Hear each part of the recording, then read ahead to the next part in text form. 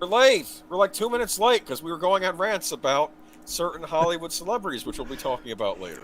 Yeah, and Nanette was listening to us ranting so much, she was like, are you guys live? Because I'm not seeing anything. Ah! I'm like, no, we'll be going live in a second. We're just getting fired up here. That's all it is. Just pull a matchstick and start the stream with us. I understand why he does, though, because he gets us into some really good conversations. He's like, well, this is gold. I need to go live. I don't know, though. There have been some pretty embarrassing moments when he does that, though. That's true. Well, for you, I just let it fly. Everything's fine. I'm calm. I'm collected. I'm raring to go tonight. We're gonna have a nice, informative stream. Everybody excited? Don't BS the audience. I know that you're concerned. I'm going to use the language I just used in the green room, which I won't because it's your channel. The blunt C. Yes. That's the one. You used it on a certain Star Wars writer many months back. I remember that. That was a funny moment, though. But yeah, it was. Well, and where is she now? I don't know. I don't know where she's any gone. of that stuff is. She's gone. Well, we'll probably be getting into some of that later. We got some interesting Disney stuff to talk about later too. But yes, we do. Let me say hi to the chat. Hello. Hi to the chat. Go Team Ghost Planet. Go. Hello, Crispy. Good to see you. Netters Network. Hi, Nanette. Hi, sweetie. Big Al. I was talking to Netter, not to you. Big Al presents Have a Great Show, Geezers. I'm feeling like a geezer more and more every week now. It's getting pretty. It does. It does fit your brand. It really does. I watched 8-Bit Christmas last night, and of course, it's all about the Neil Patrick Harris. It's kind of like a modern. Just say modern day Christmas story because now the 80s are now the 40s now. Okay, right. That's kind of true. He's doing a regaling about how he wanted an NES for Christmas. It's sort of like in the tradition of stuff like A Christmas Story. And it was the kind of thing that you could relate to because NES. And I'll give props. But even if you didn't, you still can enjoy it because of all the 80s stuff. Like his sister wants a Cabbage Patch doll. Remember the scene in the show of the old guy talking about how someone punched their grandmother from the same family? That wasn't for the NES. That was for the Cabbage Patch Kids. Yeah. Okay, but I got to say, that was one toy that when I was growing up, my mother looked at the TV and she's like, is that something you want? And I'm like, I don't want dolls. What the hell do I want with that ugly ass thing? She's like, that's exactly what I thought too. They kept pushing that stuff on boys. Everybody thinks all this stuff started happening now with, boys can get in touch with their feminine side. They were doing it back in the 80s. Such and such's brother has a Cabbage Patch doll. I'm like, well, all right. I'm like, no, I don't want one of these. Yeah. I had when you remember My Buddy? I knew a guy that had that, and I was like, that's kind of weird. Okay. And I had no interest in My Buddy until Chucky came out. I'm like, hey, Ma, can you see if you can find me a My Buddy doll? By then, they weren't really on the market anymore, and this was before eBay was a thing. So this is what I think the My Buddy doll was for. Really, like young boys, like 3 or 4 that were just getting used to making friends. Sure. I don't think it was for the older set of boys. I think maybe really young. That's what that was for. I've been doing a lot of following of YouTubers that talk about toys and the toy industry and so on and so forth, and I'm finding out more and more that the toy industry is a lot like Hollywood. You've got people that want to make money but don't understand their product and don't understand their consumers. So there are people that will go, you know what, we've got this toy for girls. Let's try to make a boy version of it and see if it sells. If it doesn't sell, screw it. We'll drop that. We know it doesn't work. But if it does, what the hey, we've made money. You've made double your market share. Exactly. They've actually always tried to do that. Think back to you were talking about the 40s. Think back to the 40s. Easy bake oven, but they made what's it called, like a workbench type thing for the boys, with tools and stuff like that. Some of them were pretty dangerous. That's sort of how I saw those things. That's what it's for. But having a male. And you could argue about the marketing if you want to, but for crying out loud, they don't care if you buy a workbench for your daughter or a easy bake oven for your son. As long as they sell the damn thing. As long as they sell. Go team. We are both glad to hear. Trust me, we'll be getting into all that. Did we say something about that on air already? We haven't yet. I wonder that it's in the headline for this. I say Seth Rogen Christmas misery. I almost thought about putting that in the headline. Actually, that exact thing. Seth Rogen ruins Christmas. Seth Rogen can't ruin Christmas. No, he can't. Christmas. All he's doing is ruining his own career. Exactly. So I put Seth Rogen Christmas misery. That's his misery. He can be what miserable. More people are commenting on about this is less about how horrible this thing is, because that really isn't a big surprise to anybody. What people are surprised about is how he's trying to cancel it. He's saying the most ridiculous ass things, and it's like nobody's buying this shit. You make yourself look like a complete idiot. There was some article I was reading. He showed up at what's her name? Adele. He was invited to an Adele concert. Maybe I mentioned this on Friday. And he didn't realize that he thought it was going to be a small, intimate gathering. So he and his wife smoked. He smoked a ton of the Mary Jane, if you know what I mean. Before the concert, it's like, dude, this was a public event. What are you doing? He's an idiot. He's a freaking idiot. Let's see, Auditor Dread. My buddy was designed for young serial killers in the making, young boys. Well, it's interesting that ended up becoming the genesis of Child's Play. Yeah. So you're not necessarily wrong there. If you watch Child's Play, now granted you have that thing at the beginning with Charles Lee Ray doing the black magic stuff, but if they had skipped that beginning part and it's just the kid with the doll. Yeah, he's saying the doll is doing all this terrible stuff. But who's to say the kid wasn't doing it? You haven't seen any of this. Like, he walks into the house and the guy ends up, dead. It's like that is when they did the remake of Child's Play. If they had gone that route, that would have been a good remake. What they ended up doing was just stupid. I haven't even watched the remake. I was curious. We'll talk about that some other time, but yeah. But let's see here. I recently watched the original 1958 Godzilla movie, the Japanese version. Very different compared to the other movies that came after. I think, from what I've heard, you can look at that as a straight-up horror movie. The original Godzilla. It's actually very creepy, the original Japanese version. But let's see here. This is where I start losing. I do remember that there was this book that I used to take out of the library at school all the time. In fact, so much that the librarians just said, you know what, we're signing this book out, you can keep it. What? It was Monsters of Hollywood or something like that. And it was broken down into chapters. There was a whole section on the Universal monsters, and there was a whole section on kaiju before, we even knew what the term kaiju was, And my only experience with Godzilla was like, Son of Svengoolie and stuff like that on Saturdays and stuff. And I liked it fine, but, my imagination was really spurred by this book, imagining, these monsters and whatnot. And anyway, kind of getting down memory lane here with that kind of stuff, which is a good lead in to how we usually open the show. To the good old days, right? Well, we're coming up on the Christmas season, and we were just talking a lot of stuff about toys.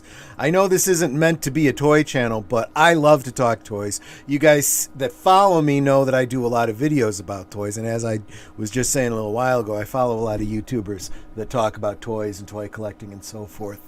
But, I think that's a good topic.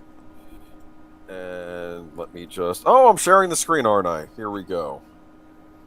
Can you see what's on my screen? I can see. Yes, Star Wars toys. Yeah, childhood favorites. Yeah, not much of a subtitle. I didn't want to put any subtitle, but it didn't let me, so I'm like, childhood favorites. And they are childhood favorites. These were my first big toys, I think. I mean, of course, when I was even younger than this, I had, an Ernie doll from Sesame Street. But Star Wars was always kind of part of my childhood when I was really little, because the movie came out in 1977. That's when I was born, so it was always around. And some of my earliest memories are of those Star Wars toys. I remember getting an R2-D2 stuffed plush. You could actually poke the middle and it would make a noise and stuff. It was neat. Yeah. But I'm going to do my favorites, and we're going to go into toys and maybe show some commercials at the end. This is the die-cast Millennium Falcon. I had that one too. Yeah. I don't know where my dad found this because I think these were already out of print. Maybe he was in like an Odd Lots or something. They were so popular that you could find those in just about every secondhand store, every garage sale. Yeah. I got them originally, but I know that my mom sold them in a garage sale. Oh no! Is this like when you were away at college for the first time? No. She did have my consent because I was, and I've talked about this before. I was really focusing on the 3 3/4 inch, and she was like, "Is there anything that we can sell?" And I'm like, I can't really play with these. I've got, the bigger ones. I said, why don't you go ahead and sell these? I think she may have undersold them. I think she probably sold them for $0.25. I'm like, you could have gotten more for them than that. A bit more than that. They were selling at conventions, I remember, for like $30. Now they are. What I didn't realize until my college years was they would have gone really well with the role-playing game and the little miniatures, Well, that's hindsight, right? Yeah. But I really like this toy. It's a very simple Star Wars toy. You could rotate the cannon here and the satellite and whatnot. And underneath it had 3 landing gears that opened and closed. You could open them up. They still work. I still have this toy. It's one of my few Star Wars toys that survived. It was a solid toy. Honestly, these, except for paint chips that are going to happen on anything that's die cast. These were way more solid than the bigger plastic ones. Yeah, they held up. And apparently they had all sorts of others too, which I never got my hands on, unfortunately, because I think by the time I got this, they were. I actually literally had every single one of those because they were from the point of view of the family, they were kind of cheap gifts, But they were well made. They were neat little toys, though. Yeah. Here you have a very simple toy. Yep. Give to a kid. I got myself my own. This one, has a lot of Mine looks more like this, except the satellite is even a little dented, but yeah.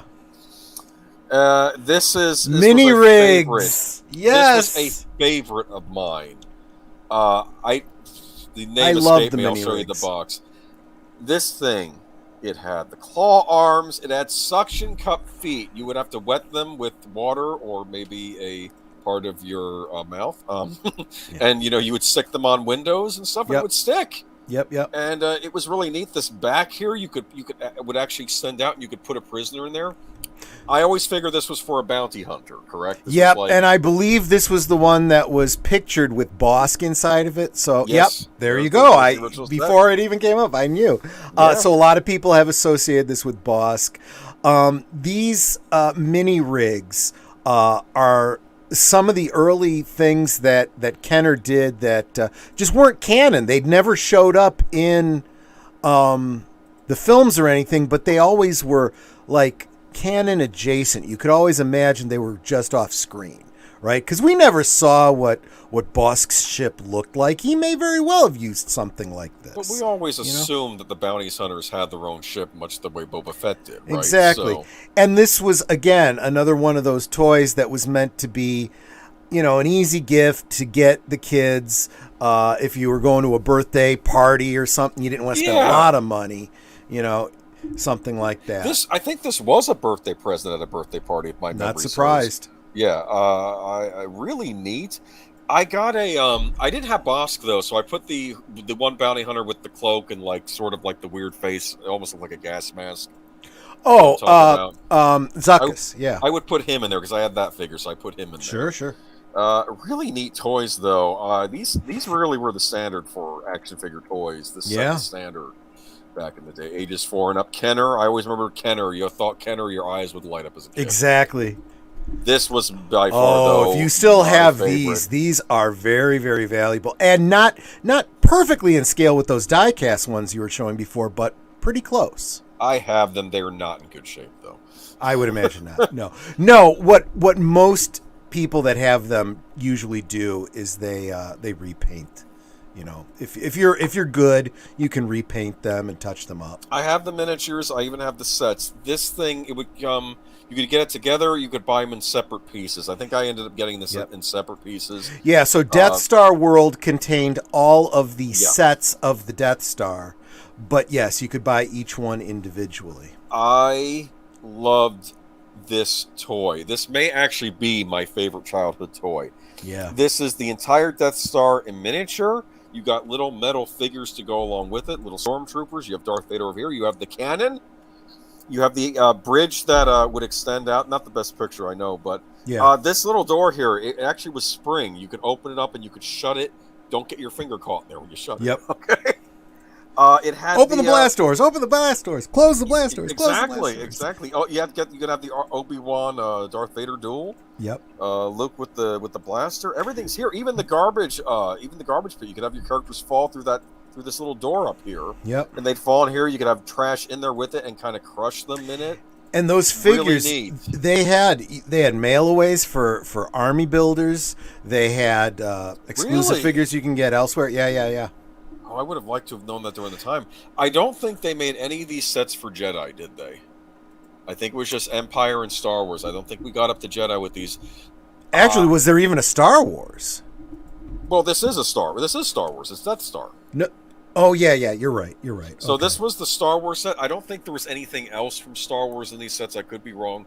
I keep thinking there was a miniature Millennium Falcon set, but I could be wrong. I didn't own it. They had a Hoth set and they had a Cloud City set. I had both of those. The Cloud City set, let me tell you something. Yeah. Michael French from Retro Blasting is working with a maker online, and he has done 3D models of that Bespin set, blown it up to 3 3/4 inch scale, and is working on refining it to sell. Oh, if these had been the sets for the 3 3/4 figures, right? That would have been fascinating, right? Especially that Bespin set, because the when you would put the figure on like the trap door and you could knock Luke out of the window and the window would open up. These were just really neat. These were very neat toy sets. Had a lot of fun with them and good memories there. So these are my 3 favorite Star Wars toys. Now we're going to go on to Troy's 3 favorites. Is that correct? So this is dropping a little hint, maybe a kind of a segue into exactly. So you had the miniature version. I had the full size. I had this too because I got it as a hand-me-down from some cousins. Oh, okay. Cousins were like, "We're not playing with these anymore. You want the Death Star set? Yes, thank you." Yeah. And I don't know if it had everything. I don't think it had the sludge monster, but it had a lot of the other stuff. In fact, I even have to say that I have, mine eventually got sold, I'm sure, by my mother. Nanette has since replaced it for me, so I have another one. And there are places I've already ordered where I can get like the replacement foam, because that foam, just rots away. Of course. And Toy Polloi has done videos on the struts historically break, and he's done videos on how to fix that and so forth. Was this little Troy right here? Is this what you looked like? Probably a lot like that. Yes, actually. But yeah, I did have that. I loved that play set. Yeah, it's a good set. I like the miniature one better, but this is pretty good. This is, especially for the 3 3/4. Honestly, to just even have a Death Star set is impressive enough. Most people consider this to be the toy that introduced the concept of the playset. I mean, playsets really took off after this one. Yeah, I mean, I remember later on, I wish they had like an Enterprise set that was like this. Maybe they did later on. Oh yeah, we could even talk about where everything that Star Wars did right in marketing toys, Star Trek did wrong. Yeah. All right. The AT-AT. So I wanted one of these too. I know I could never afford it. I know I have told this story before, but this was the big want.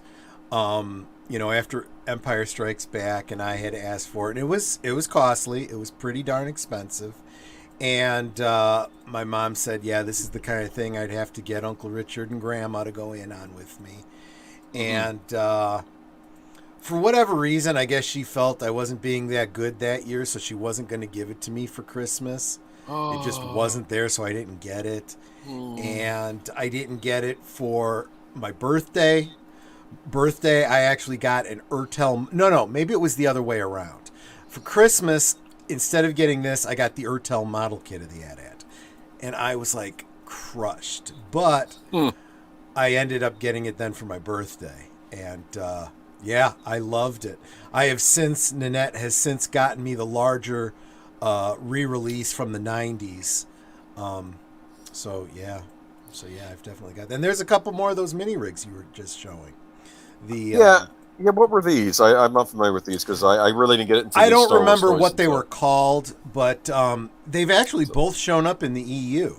The one on the left is shown as with a stormtrooper in it, at the Battle of Hoth in like a background shot, and this one on the right actually is not out of nothing. It's based on some plans and something that's actually seen in a background shot of the Echo Base battle, where there was like this tank that this small one-man tank that the rebels were using. It didn't look exactly like this, but it was very similar. So it's not really based on nothing. But you could really, fill out your Battle of Hoth with those kinds of ships. I didn't have the one on the right, but I did have the one on the left. I'll say this too: the Battle of Hoth miniature set did not come with an AT-AT. Oh, yeah, that's it came with the two-legged one, the AT. That kind of makes sense, though. Yeah, but no AT-AT as I recall. No. If I'd have given you my Urtel model kit, though, it probably would have been pretty close to scale. Yeah, that would have been cool if they maybe I should have used that if I had known about that. Mm-hmm. But a lot of my Star Wars toys were more based around Jedi because that's what was available. Sure. Sometimes you would find an old vintage Star Wars toy in a store. Like I was very happy one day. When I found what were the big lizards from New Hope that the stormtroopers rode? The Dewback. Yeah. They had one of those, so I was very happy to find one of those, and I think it was for a good price too. So I brought that home with me. Sure. Because I of course wanted stuff from original Star Wars, but it was hard to find around the time of Jedi. But here we go, and this is the Jedi version of the AT-AT. Any difference, or is this a repackaging? It was just repackaging, and it was totally legitimate repackaging because it is seen in Return of the Jedi on Endor. On Endor, in fact, that's the vessel you see walk up to the garrison, and Luke is escorted off and handed over to Darth Vader. Same thing with the ATSTs. If you look carefully in the background in Empire, you see them walking behind So it was originally released for Empire, but it got a very limited run. Most of the boxes you find are from Return of the Jedi. Interesting. Well, it's cool that people were able to pick it up later on, even if they didn't get it the first time around. This is, of course, the big one.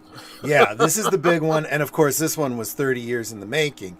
This did not come out originally from Kenner, even though they put the Kenner logo on it. They kind of stylized it as though it had come out back in the day. This would be the equivalent for Return of the Jedi, what the AT-AT was in Empire Strikes Back, right? The big vehicle that everyone wanted. And honestly, there was no playset for Return of the Jedi related to Jabba's sail barge, except for one little mini rig that you could have a single, like skiff guard on or something, which didn't really make a lot of sense. But this was the first HasLab that was put out by Hasbro, like their kickstarting, kind of crowdfunding thing, and it was going for $500. $500 you can get this thing. And unfortunately, because I wasn't as into the toy market at the time, I didn't even know about it till after it was done and over. So I ended up, my enabler loves me a great deal, and she, for our anniversary, she got me a secondhand one, or not a secondhand, but secondary market, unopened, completely brand new, but for more than twice what it originally went for to Hasbro. This is why I really don't like this whole HasLab concept. HasLab is leaving money on the table by doing this. They should make it into a small runs and just keep putting it out as they sell, because they'll make the money instead of giving the money to scalpers. But yeah, that was the big holy grail, and Annette said, I'm getting it for you because I just want to do that for you. Well, you have your own video. I'll be posting that in the chat. I in a do minute, have too. my own video Yeah. that I did about the whole story of how much my wife loves me, and you know, the story behind, you know, I just gave the briefest of synopsis. But yeah. it's an impressive. It's very impressive. I would have went nuts for that as a child because I had the Right? smaller skips. I think I had 2 of them at one point. Yep. Couldn't find them now. I went looking for those a little while back. Which but- they did re-release in the 90s, and then again Interesting. more recently, right around the time that the sail barge hit the market for obvious reasons. And but I'll tell you that the actual name of Jabba's sail barge is the Kitana, and not spelled the same as the sword, but pronounced basically the same. And it's got a lot of play value. It's got the little bar inside. It's got it's got a little dungeon in the front with chains that you could chain up people and whatnot. There's doors that open and close. You can go up and down stairs. There's some guns, some rail guns on the sides, but there's other figures that you could get that also come with guns that clip onto it. Those windows along the side all open up. It's pretty cool. And then that whole side is panels that you can take off to get inside and play with the stuff on the inside. Yeah. What's this right here? So it came with that's not actually they did that in the style of the old mail-aways that you'd have on the action figures. But what it actually was it actually included that figure, and that figure was Yak Face, which was one of the last figures put out back in the original 96 line of figures at the end of Return of the Jedi that didn't make it to the American market. It was only available, I think, in it was either Canada. No, I think it was just South America. You couldn't get Yak Face anywhere else. So it was like the figure people wanted. He was a character that was seen on the sail barge. So they re-released the figure as one of the stretch goals, and he's, available in the. Yeah, he came with the sail barge with the set, and you also got a Jabba figure too. Was it like the original Kenner one, or was it a different style? It was very similar, but slightly undersized by comparison. There have actually been a number of Jabba figures that have come out, and if you really want to know the history, the deep history on Jabba figures, Mighty Jabba on YouTube has some great ones. He just collects everything Jabba.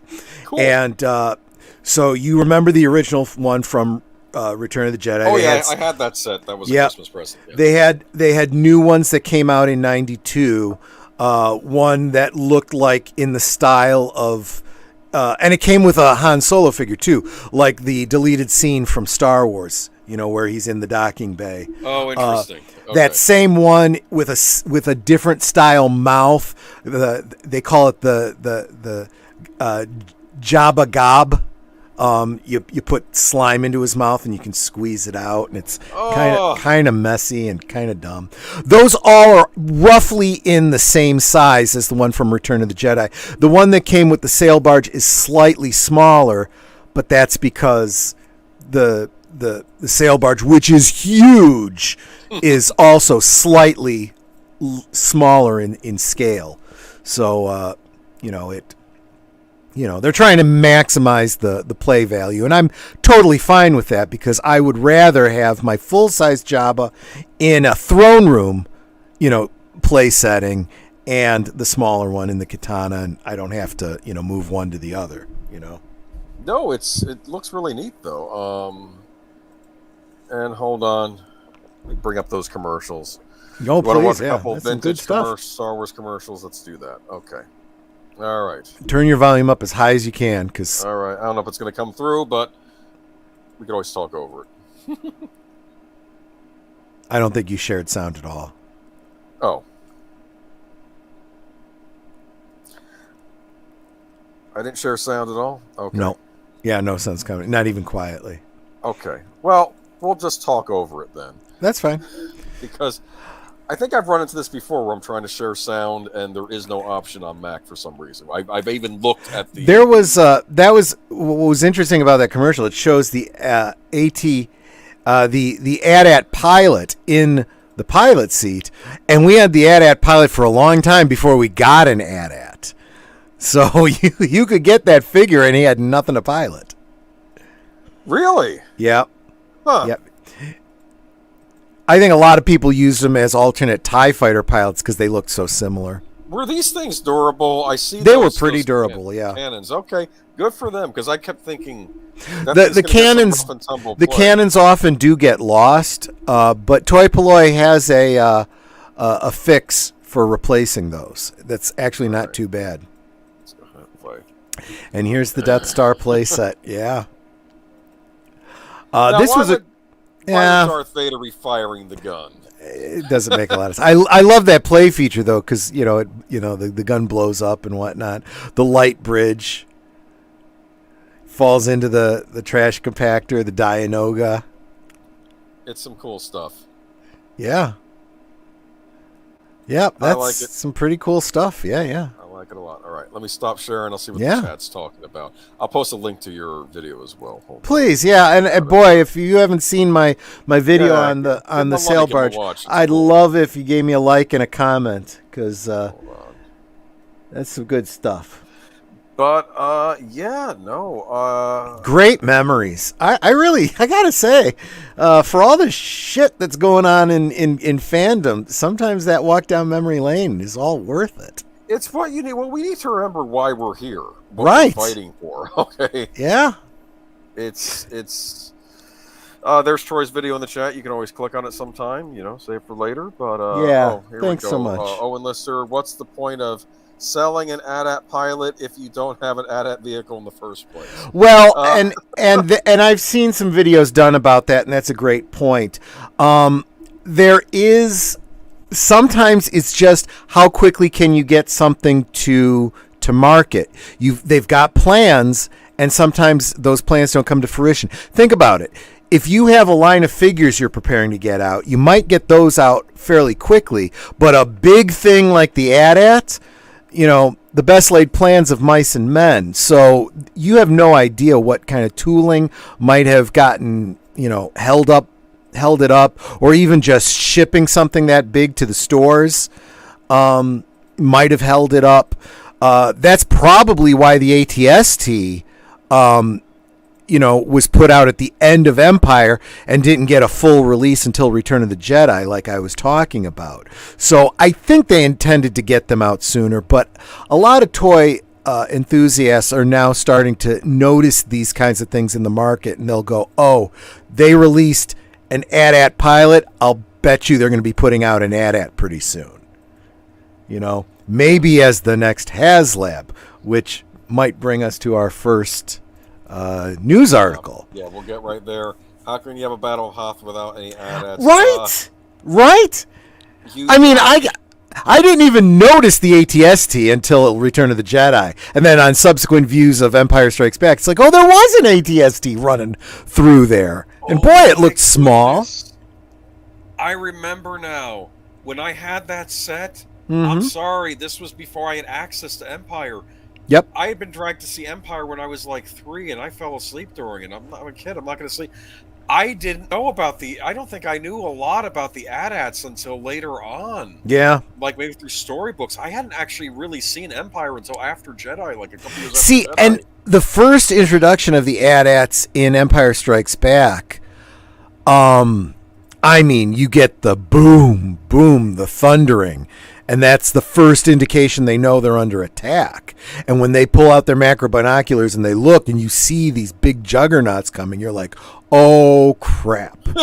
Scramble the fighters, Pure imagination on display in that movie. I love it. But here we go. First article of the night. Star Wars Hasbro Rancor Black Series is unlikely to be backed. Yeah. So we were talking about the Jabba sail barge being the first HasLab, and even though I said that was something I very much would have liked to have had and eventually got and spent way too much on because I didn't get in on it at the ground floor, And partly for that reason, I don't like the HasLab model. I've had, a love-hate relationship with it ever since. Hasbro obviously does a lot of toys other than Star Wars. Right now, they're running a HasLab for the Ghostbusters Proton Pack, which Nanette and I are both getting one. It's pretty pricey. It's over $300. But when you consider that there's Ghostbusters enthusiasts out there spending over $1,000 for a working replica, I'd say this is a pretty good bargain. It connects with the Hasbro Proton Pack that we already have, so we're already set on that. So if you are a Ghostbusters fan and you think you would ever want to do a Ghostbusters cosplay, get over to the HasLab and get in on it while you can, because it's only got about a week left. Okay. And then the price on that's going to go through the roof on the secondary market. But right now, HasLab for Star Wars for this year, well, I think we should back up and explain that as we were talking about the good old days, we were talking about you had the miniature die-cast figures, which were very cost-effective back then, but most people were already buying the 3 3/4-inch figures like myself. Yeah. If it had been the other way around, history would have gone, I think, very differently with the Star Wars toys. I think those die-cast ones came into the market too late, but they were a brilliant idea for marketing reasons. But everyone was buying 3 3/4. Why? Because prior to that, people were buying 6-inch Mego figures and 12-inch G.I. Joe figures, and it was so expensive to get vehicles and playsets in that scale. 3 3/4-inch, I could afford to get an AT-AT or a Death Star, right? Mm-hmm. So right now, there is, in addition to the 3 3/4, which is still very, very popular, Hasbro is doing a 6-inch Black Series, and they are releasing a lot of the figures that they've done in 3 3/4-inch in 6-inch, which with higher details and whatnot. But that makes any kind of vehicles or anything like that far more expensive. To this point, the only one that they have done was a snow speeder, and I don't know too much about that. That thing is a beast. It is huge, and if you know the scales on these things, the snow speeder was actually a fairly small ship compared to the X-Wing fighter and the TIE fighter and so forth. Yeah, but this thing is huge. Yeah. So people are saying we don't ever see them doing like an X-Wing, or they actually did do a TIE fighter too that was a store exclusive somewhere, and unfortunately, it did not do very well, partly because it was a TIE fighter from the sequel trilogy. No one was interested in the sequel trilogy. No one wanted to invest in something so huge. There we go. So now HasLab decided that their Star Wars offering this year was going to be the Rancor in the Black Series 6-inch scale. So this has to be able to, the Rancor would have to be able to pick up with his hands a 6-inch figure and shove him into his mouth, correct? Exactly. So that has to be that much larger. I don't know if you recall, I did have the Rancor monster, the Jedi release of that, and it's a pretty big toy. Yeah. It was like the size of a teddy bear almost, right? So I don't know what the size of this thing is going to be. Exactly right. Well, I can tell you. I'll go to the page right now and take a look at the dimensions. So if you know what most of our viewers, I think, know what the Rancor looks like. He's got really long arms. If you put his arms out to show the span of his arms, it's 42 inches wide arm span. Yep, that's what it says. If you put him up in the air, 27 inches tall. That's pretty damn big. Now, when it was first announced, I don't know, a couple months ago, the only thing that they showed us was black and white computer images. There was no prototype made, no color, nothing like that, and they didn't mention what any of the stretch goals were. Price tag on this beast, $350. $349.99. $350. Come on. Yes. And that's an expensive figure, but I am not going to say too much about that. If you are a 6-inch Black Series collector, I do not begrudge you. It's not my thing, but if it's yours, go ahead and go for it.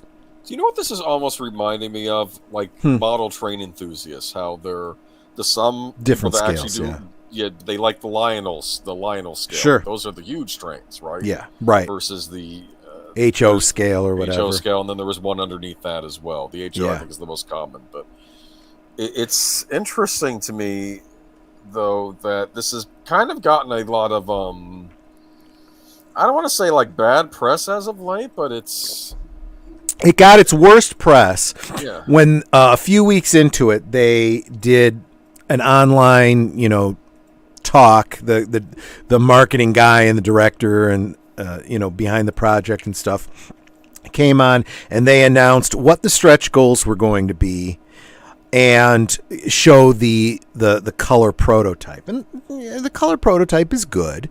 Now those pictures are up on the thing, many weeks into it. It's a good looking figure. But then the stretch goals, and remember, in order for them to, release this thing, they need 9,000 backers. It's a minimum order of 9,000 basically before they go forward with this Rancor, right?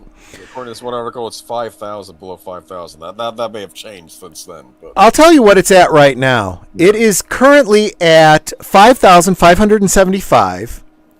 They still need 9,000, so about 3,500 to go, with 1 day and 2 hours left. I can tell you this is not going to happen.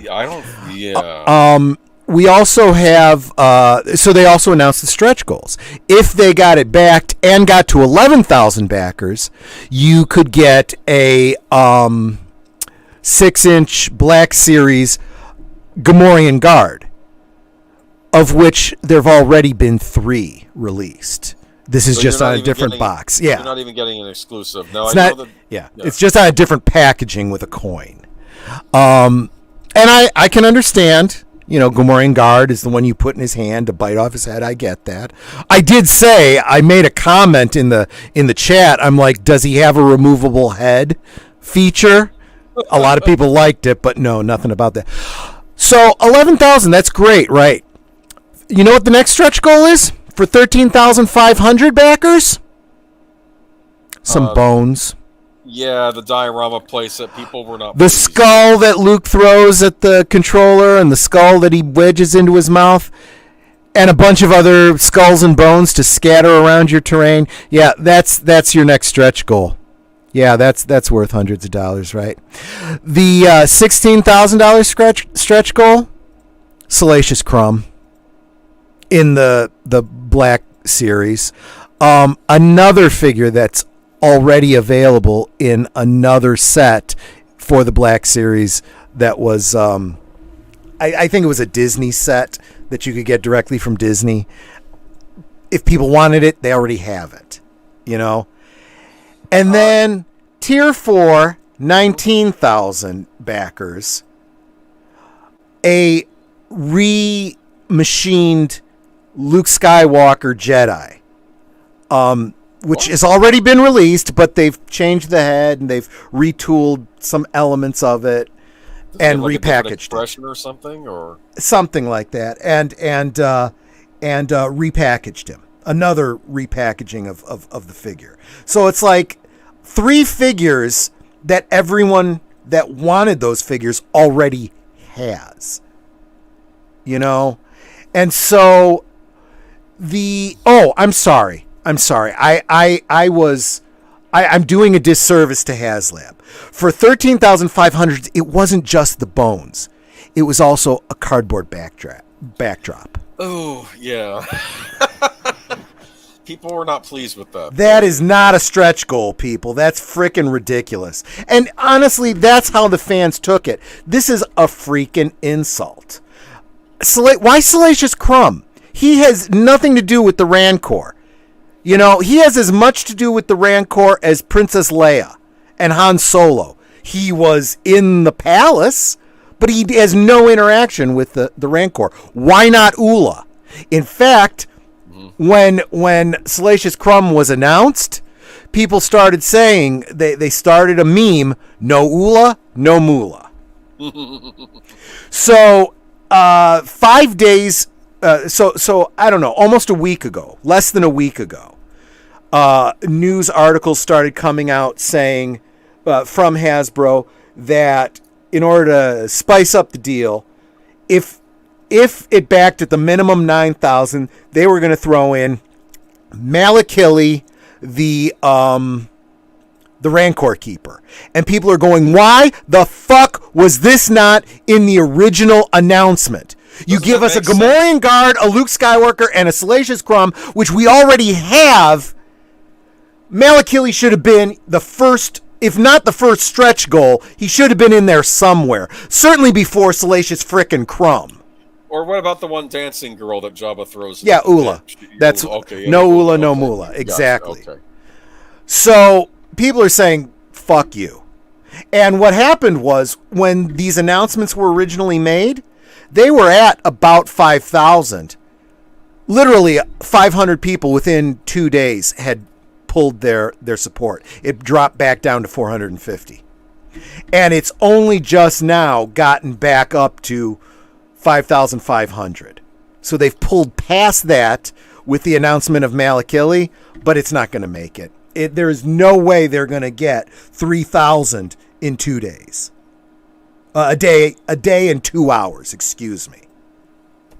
So as a collector, I guess you're sympathizing with a lot of these complaints, huh? I am. I really am. I think even I would argue that Hasbro gave us too little too late. You didn't listen to the fans. You started listening to the fans when it became very clear this wasn't going to be backed. But by the time you said, okay, here's Malakili, well, too late now. We've only got a day left. You're effed. What are you gonna announce Oola now on the last day? Yeah, good luck with that. And here's the other thing. By announcing it so late, the only way that you know Malakili has been announced for 2 or 3 days was from news articles. If you weren't following news articles about this thing, you didn't know that they'd added Malakili. And if you go there right now, it's just a picture of the actor. There's no prototype. There's nothing because they hadn't planned on this yet. They're like, if you back it, we'll start working on this. So you have no flipping clue how good this figure is going to be. Otter Dread says, I'll say this about the Luke Skywalker Jedi Knight Black series. They do need to do a retooling. The current release is a rehash of Throne Dual Luke body with the Jedi tunic. That is okay. I didn't know the specifics, but I'd heard something similar from other 6-inch collectors. But here's the thing. When you make it an exclusive like this, guess what? You're not getting it now. I mean, there is a possibility that they've already gone far enough in the tooling of these figures.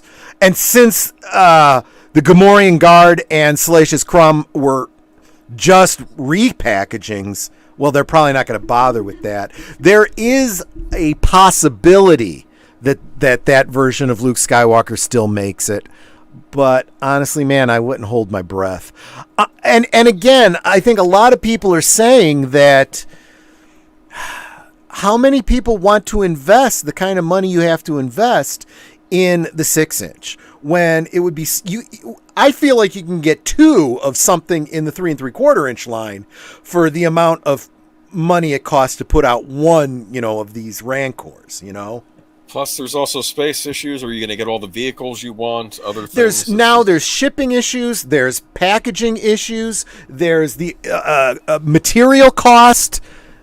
This is why the miniatures, did so well. This is why Kenner came into existence with things like the Star Wars figures in 3 3/4 inch and they literally almost overnight, you went from everything being 6-inch to everything being 3 3/4 inch.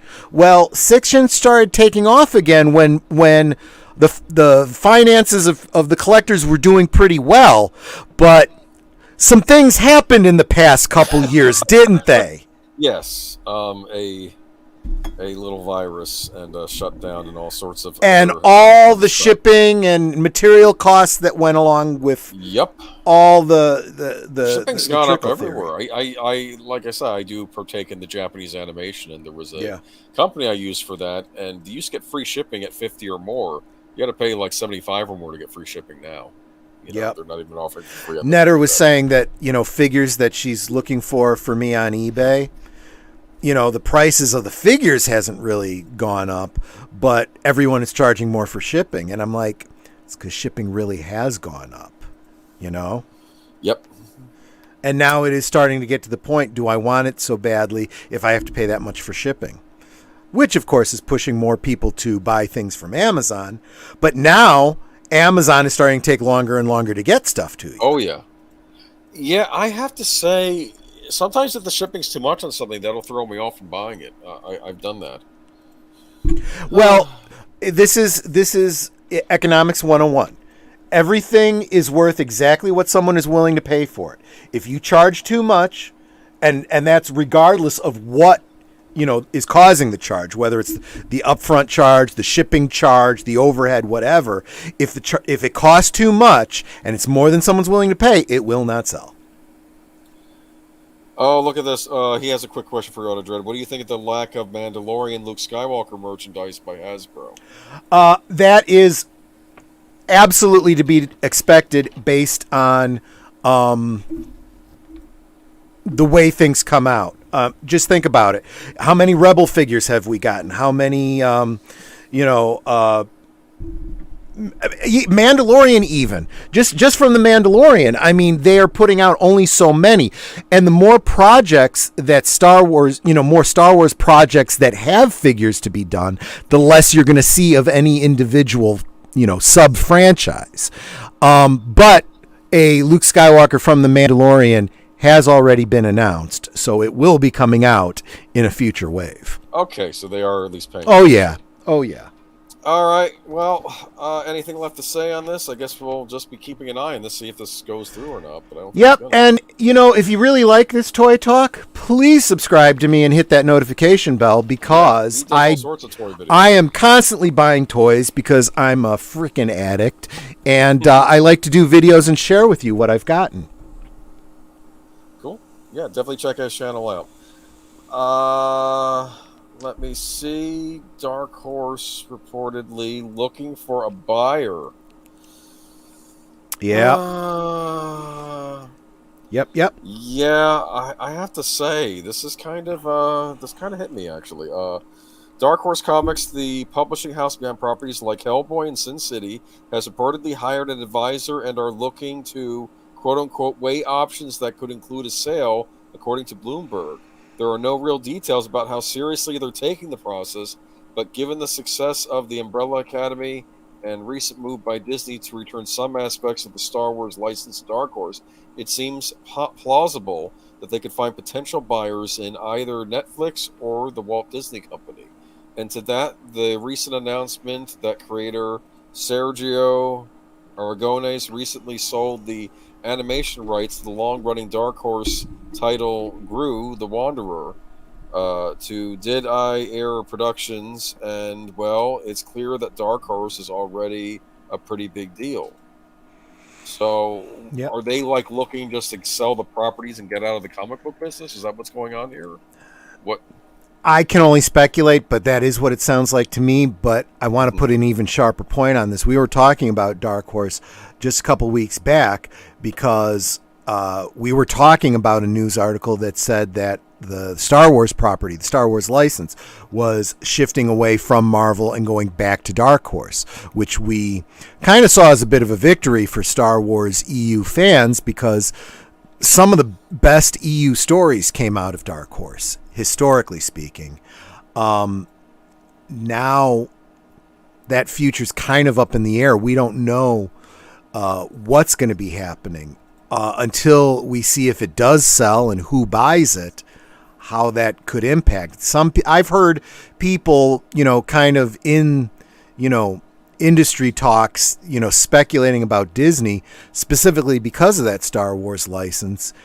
But then there's other people saying, I don't think that Disney's really in the market for acquiring anything right now. I don't know. I don't. If I was a betting man, I would not take this bet in any way. There's too many variables that I don't know enough about. Okay. But it does. The only thing I will speak to is it seems to speak to a trend in the comic book market. I think we all know that comics are suffering, and they are only seen as valuable for the properties they represent, not for the publication of those properties. So, yeah, it's entirely possible that Dark Horse Comics is just... And everything in that article, if you take that article, Boomer always shares our sources, so it's not like, you can always go and get it directly from the source. That source really does sound like a marketing plug. Hey, look at us and look at everything we've done. In fact, if you look at their talk about Hellboy, you notice they don't talk about that movie that came out most recently that flopped. They're talking about the original 2 films that did really well. One we didn't get a part 3 to, which is a great travesty that we didn't get a third Guillermo del Toro, Ron Perlman Hellboy movie. I agree with you. He planned it as a trilogy, and we were supposed to get a part 3, and oh well. I agree with you, and but that's what happens with these properties when you.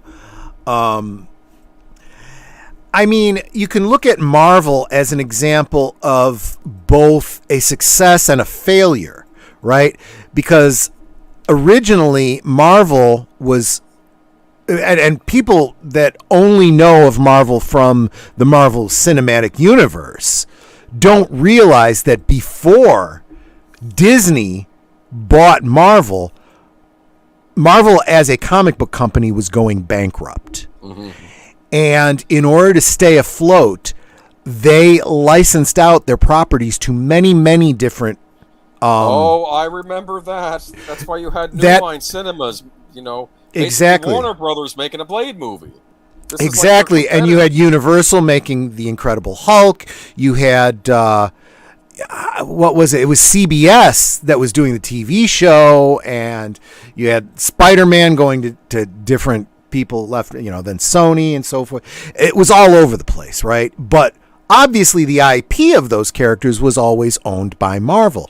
And then Marvel decided we're going to make our own movie company, and we can't use our own characters because we are under contractual licenses to these other companies. But maybe we can get them back and we can start doing some things with some of them, right? Well, Disney comes along and says, hey, we'll help you out with that. We see this as an investment. We'll buy up your movie company along with, you as a comic entity. We now own the IPs. We own the movie, the Marvel films, and we'll start trying to acquire those licenses back. And we saw them doing some heavy-duty headbutting to do it. Either they bought a company like 20th Century Fox, and therefore they obtained the X-Men, Fantastic Four as well, and the Fantastic Four, but they first devalued those properties. They literally went to war behind the scenes. Oh yeah, they weren't printing X-Men comics, right? They weren't putting the X-Men on the merchandise. Yep. For the comic book line, I remember that. Yep, and they stopped making toys for these figures, and they just put the kibosh on it, and they said, okay, go ahead. You can make movies if that's what you want. See how they sell. See if anyone wants to go see them. When there's no toys, nothing supporting it. Because again, people, I got to keep telling you, whatever you think about the latest movie, whether you think it's a piece of SJW trash or it doesn't respect the property or whatever, they don't care. What they care about, yes, they do care some about the ticket sales, but what they really care about is the marketing value. We're probably going to be talking in the coming weeks more and more about Ghostbusters. But just because the movie does well, they're more concerned about the licensing, and they're making a ton of money from the HasLab and the proton projector and the every other toy, the costumes, the masks, the Stay Puft marshmallows that they're licensing to whatever food company. They're making money hand over fist. So as long as the movie breaks even, they're happy, and they've already, we'll talk about this in the coming weeks too, but they're already planning the sequel, I guarantee you. But that's where Marvel is at, and that's why Sony wants to hold on to Spider-Man so badly. And that's why they'll keep rebooting them if they have to, because they make the money off of those toys. And there's more money to be made in Spider-Man toys than there are in Spider-Man movies. Oh, Owen Lister, have a good night. Follow you on Instagram. Username is Lister Owen. If I get on Instagram, I'll do that. Okay. Absolutely. Take care, buddy. Thanks for being here. Thanks for being there. Let me see, though. Yeah, I don't know. So, what were we just talking about? X-Men something? Oh, wait. I'm sorry. I lost my train of thought. Let's move on. Yeah. Do you have anything left to say on the Dark Horse sale? No. Well, that's just something that we're kind of letting you know about. I gave my speculations. I said what this means to the industry, and we'll keep you posted as we get more news. Susan Arnold will replace Bob Iger as chairman of the board of the Walt Disney Company at the end of 2021. So the new chairman is a woman. You have a problem with that, Troy? Are you lying? No. The first thing I said when I heard this was, I know nothing about her. So let's find out. We're fair here. Okay. And as soon as because of course, the first thing you think is, oh no, is she going to be in cahoots with Kathleen Kennedy or something like that? Kathleen Kennedy's big sister sort of thing. I'll tell you something though. Everything I found out about her, I like. I like everything I found out about her. Yeah. I'll read a little blurb from this. Yeah. Okay, the Walt Disney Company is at negative 0.7%. Okay, well, that's interesting. Has announced that Susan E. Arnold will replace Bob Iger as chairman of the board, effective December 31st, 2021. The change comes as Iger gets ready to depart the company at the end of the year, following a decades-long career at Disney, including as chief executive officer from 2005 to 2020. Arnold is a 14-year member of the Disney board and has served as its independent lead director since 2018. Having most recently served as an independent lead director, Susan is the perfect choice for chairman of the board, and I am confident that the company is well positioned for continued success under her guidance and leadership. It has been a distinct honor to work with Susan and our many other talented directors, and I am incredibly grateful for the support and wise counsel they have provided during my tenure, said Iger in a statement. Do you think he writes that stuff himself, or does someone do it for him? Yeah, okay. Right. Who knows? But this is interesting. Arnold has an extensive background in public company board experience, along with strong knowledge of brand management, marketing, finance, and executive and brand management. From 2013 to 2021, she was operating executive of the Carlyle Group. She also served as president, global business units of. You know what? This is probably a good place. Let me interrupt you real quick. Go ahead. For those of our readers who don't know what the Carlyle Group is, it's an American multinational private equity, alternative asset management, and financial services corporation. It specializes in private equity, real assets, and private credit. In other words, it's a money-making company, a big one. So they're concerned with money. That's an interesting statement. And I'll read her little quote here, too. As I step into this new role as chairman of the board, I look forward to continuing to serve the long-term interests of Disney shareholders and working closely with CEO Bob Chapek as he builds upon the company's century-long legacy of creative excellence and innovation, said Arnold in a statement. Cameron Pasha was speaking to this earlier this week, and in fact, as usually happens, Midnight's Edge took what he said, put together their own commentary, and dropped that video just about an hour before we went live. I say this every single time. If you're not following Midnight's Edge, you're missing out on probably one of our best sources. They really do have their finger on the pulse of fandom, Hollywood, business, and so forth. So go, if you want to dig into this a little bit deeper, go check them out. But the long and the short of this is, this should not come as a big surprise to anyone who has been paying attention to what's been going on with Disney. We had Bob Chapek, who he came up from the parks. He's a business guy. He was put in charge of the money, right? He's the chief financial officer, right? He's the money guy. They call him Bob Chapek because he's a penny pincher. That's the kind of person you want in that position, right? Bob Iger has been kind of decried as the Hollywood guy, right? He goes to all the hobnobbing and whatnot. He's been very much influenced by the SJW push from Hollywood. We know what Hollywood is. It's a bunch of dumbass artists who think who the hell they are, that their farts don't stink. Just go do whatever you want, and everybody loves us, and we are the American royalty. Okay. Well, in defense, there are competent people in Hollywood still too, like Jason Reitman, like Dennis Villeneuve. We do still have good people over there, and we'll get into that. There are people with wisdom that know that in order to make good art, you also have to make money doing it. You have to make art that sells, and you got to expect, if you're going to do your own silly little thing, you may not make any money on it. So that's just the way it is. And Disney is a publicly owned company, and when you have the Forbes article come out, you have the Vanity Fair article coming out, talking about the mismanagement and so forth. When you have the open investor call and you have people saying, these movies didn't do well, why is Kathleen Kennedy still being contracted by you, blah, blah, blah, blah, blah, this, that, and the other. And then again, like I said, you get the Forbes article kind of backing that up in the public eye. You know that the investors are not happy, okay? And it was the investors that's mandated, we want a financial person, not a Hollywood person. So we've been speculating for the longest time, well, Bob Chapek, okay. So now we're starting to see some other articles coming out by people saying, well, the fact that Bob Chapek isn't moving into Bob Iger's seat, that's a sign of no confidence in Bob Chapek.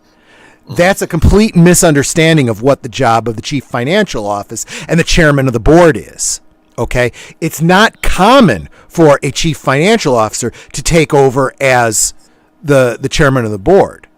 I mean, yes, chairman of the board, because just because Iger did it doesn't mean that's the way it's normally done. Okay. He did the schmoozing. He got where he wanted to get to. And from a business standpoint, he failed. He started out with, look, I acquired Lucasfilm. This is good for us. I acquired, Marvel and all these, and 20th Century Fox, and I've acquired so much. And you lost money in the process, and you're not making it back.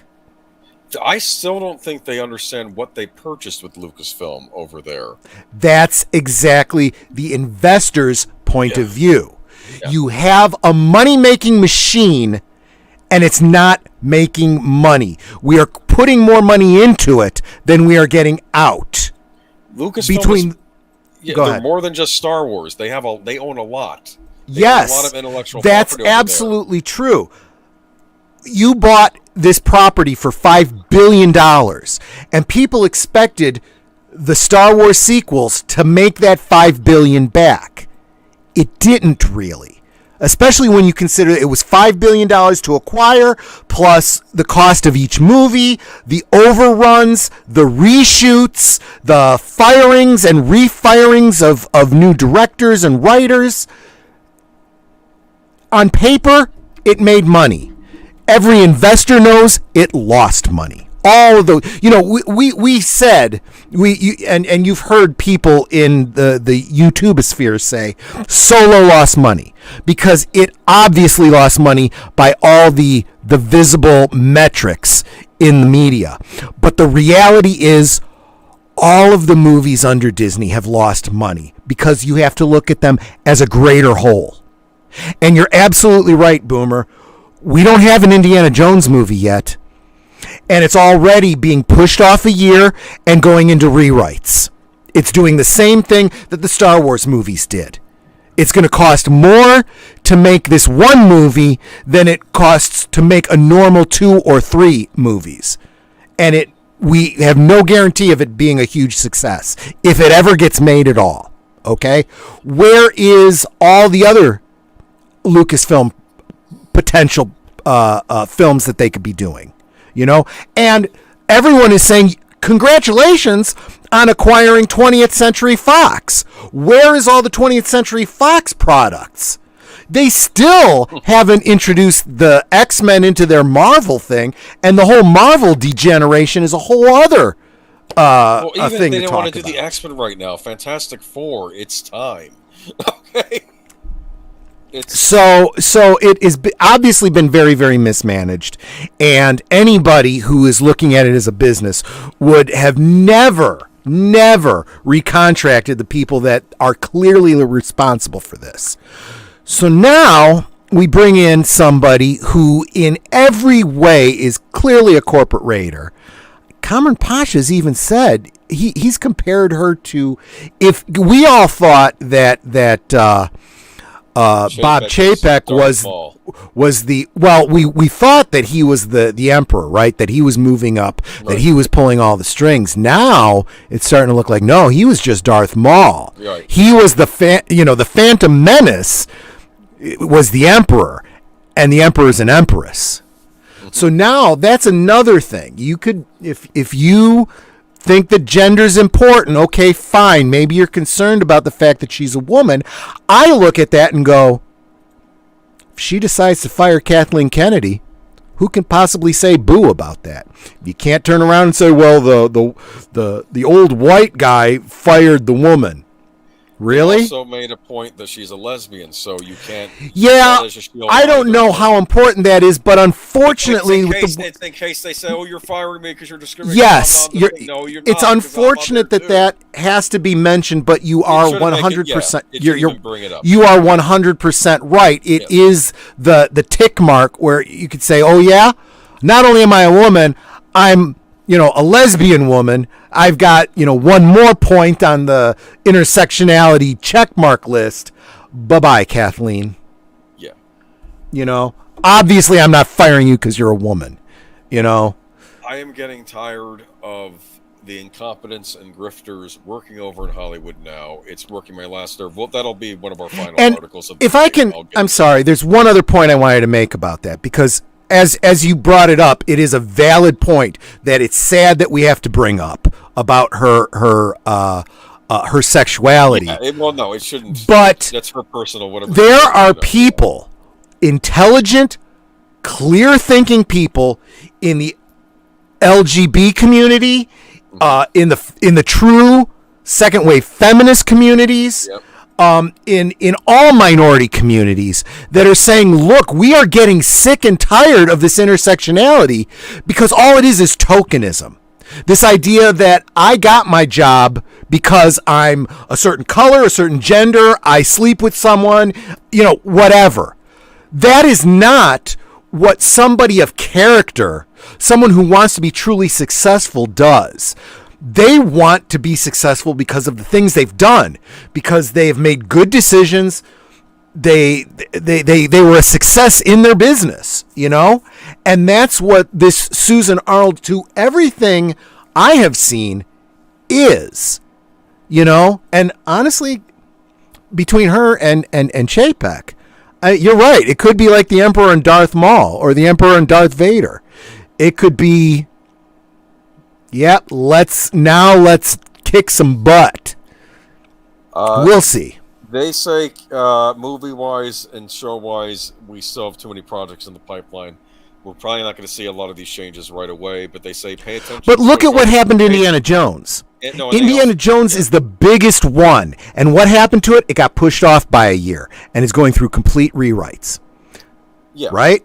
Yeah, no, and maybe and where are all these other projects that are in the pipeline? They are in the pipeline. Until they make it to screen, They could be changed in many, many ways. They could not happen. We've already heard about a lot of projects that were supposed to be happening that were in the pipeline that are no longer happening. What happened to the pilot movie, the Rebel pilot movie, Rogue Squadron? That's gone. You know, what happened? What about Cassian Andor? Is that happening or not? I don't know. I haven't heard a lot about it. I've not heard a lot about a lot of things. I guess maybe we'll find out. I don't know. We didn't hear. That's my point. I would not be too worried about the things that are in the pipeline. After January 1st, I wouldn't be surprised to hear that some things are getting axed and dropped, or more things get pushed out, and some other things are going to start getting greenlit. Do you know what I'm very curious about, though? They say pay attention to the parks. Mm-hmm. Do you think Galaxy's Edge could go through a bit of an overhaul now? I think almost certainly, especially when you consider what happened to their little Star Wars resort, for $1,000 a night. What happened to that? And this was one that I didn't see until just before we went live, so I didn't get a chance to send it to you. Yeah, there was an article that apparently the promo video got ratioed into oblivion. People are ripping it a frickin' part. Is it that bad? Oh yeah, because they're going, again, it's so damn expensive for what you're offering, and it's not even the franchise of Star Wars we're even interested in, so screw you. And speaking of franchises people are losing interest in, yeah, Hawkeye reportedly worst performing Marvel series on Disney+. What was I saying earlier about Marvel? Yeah. Feige's in trouble, but I guess we'll find out more in the next few months, because what did they say? You took a shot at the king and you missed. Yep. That's what people are saying. Data and analytics from firm Samba TV, which touts it has a large multi-source TV data set sourced from 24 TV brand partnerships and 46 million TV devices globally, claims Disney Plus and Marvel Studios' Hawkeye series premiere was only watched by 1.5 million households. They went on to report that viewership decreased by 200,000 to 1.3 million households for the second episode during the same period. Yeah. On Instagram, they wrote 1.5 million U.S. households watched Clinton Barton and Kate Bishop meet in the premiere of Hawkeye. Have you seen this show, this Hawkeye? I have no. I've seen the trailer. That's it. I'd love to hear. I haven't even seen that much. I'd love to hear what our listeners think about it. If you have any thoughts on it, you've seen the first 2 episodes. Let us know your take on it. Everything that I've heard from people that I admire and follow has been that what they've seen has been pretty good, but I think the drop. What they think is that the drop off has been more loss of interest in Marvel in general than it is anything specific about. So maybe this series in particular, unlike the other ones, is fine. Maybe they didn't make it too cringy, or just a normal superhero. Well, I mean, I'm sure that there's still an element of the fact that, okay, you're getting rid of the white guy to bring in the girl. Everyone is saying Kate Bishop seems like a great character. They have nothing against her personally, but it's just more MCU that speaks to a greater problem with Marvel. This was something that we were talking earlier about toy industry and the whole idea of get both boys and girls and you can double your money. And if it doesn't work out, well, you stick with what's doing well. Unfortunately, Hollywood has decided we don't have enough girls interested in superheroes, so we're going to destroy the franchise for the boys and try to pull in the girls, and now you lose both because the girls aren't interested and the boys have lost interest. I thought the whole point, the reason Disney wanted Marvel to begin with, was that they already had the girls with like a lot of their animated features and Pixar stuff like that, and they were trying to get the boys with Marvel. But right. Now they want to make Marvel for the girls now. I don't. Exactly. From a business. But that's why I was saying, from a business standpoint, that was the case. In an implementation perspective, though, they turned it over to the Hollywood dumb fucks, and this is how we get where we're at. See, I don't and now they're bringing the financial guys in again. I mean, I can enjoy like some of the Disney anime features, like Beauty and the Beast. I watch, and I admit that maybe boys were not necessarily the target audience for that movie, but I can sit and enjoy it, just like I can a woman could probably watch a Marvel movie. Maybe they weren't necessarily the intended audience. Okay, it's just there's crossover, obviously, with things that are made for either. But and I think they tend to draw lines that they don't need to draw because, honestly, you could argue that the Disney princess concept is geared towards girls and the marketing there and all of that. But if you go to the Disney parks, the marketing is clearly for everyone, okay? It is really geared towards the family, right? Because I'll tell you what, Peter Pan and Captain Hook and all of that, that was the boys that were into all of that stuff. You know, there's something for everyone. Aladdin was probably geared more toward boys too, but right? Girls can enjoy it too because it's the princess in it. But, exactly. Yeah. This is how you do it. Yes, there's nothing wrong with diversity. There's nothing wrong with maybe a female-led something or whatever, but more, not instead of. That's my point. I haven't watched it, but I hear good things about it. But I think there is a drop-off with this phase. Characters getting replaced with tokens. Yeah, we got Z-tier heroes, Eternals at this point. Yeah, that's absolutely it. That's a great succinct way to put it, Auditor Dread. X-Men, I think they didn't realize they were getting it, so they have to plan and how to integrate them, especially since mutants have never. It was a bit of a surprise, yeah. But Fantastic Four, I don't see why. And unfortunately, they don't have a visionary in charge of Marvel that can pivot and say, okay, this happened. How are we going to make this work? What do we got? It feels like to me the MCU is, if you pardon the expression, farting around right now. We have the Thor: Love and Thunder coming out. What are everyone wants to comedies now? Everyone wants to give credit to Feige. Feige's not the one who made the MCU that you love. Just remember that, people. Go back and look at the history of where it came from and who that was. It wasn't Feige. Yeah, no, it was Favreau started the whole shebang. Yeah, and then when they gave it over to Feige, he said, "Yeah, I'll take on your Star Wars stuff." And he's done the best Star Wars stuff, too. He's frickin' saved Star Wars. There wouldn't still be a Star Wars without him. You mean Favreau, not Feige. You said Feige. I'm sorry, yeah, Favreau. Yeah, exactly. They're both effers. But actually, speaking of Star Wars, and by Star Wars I mean Star Trek, let's move on. You might want to take these in the opposite order that I put them in the notes. No, I actually like the order you have them in.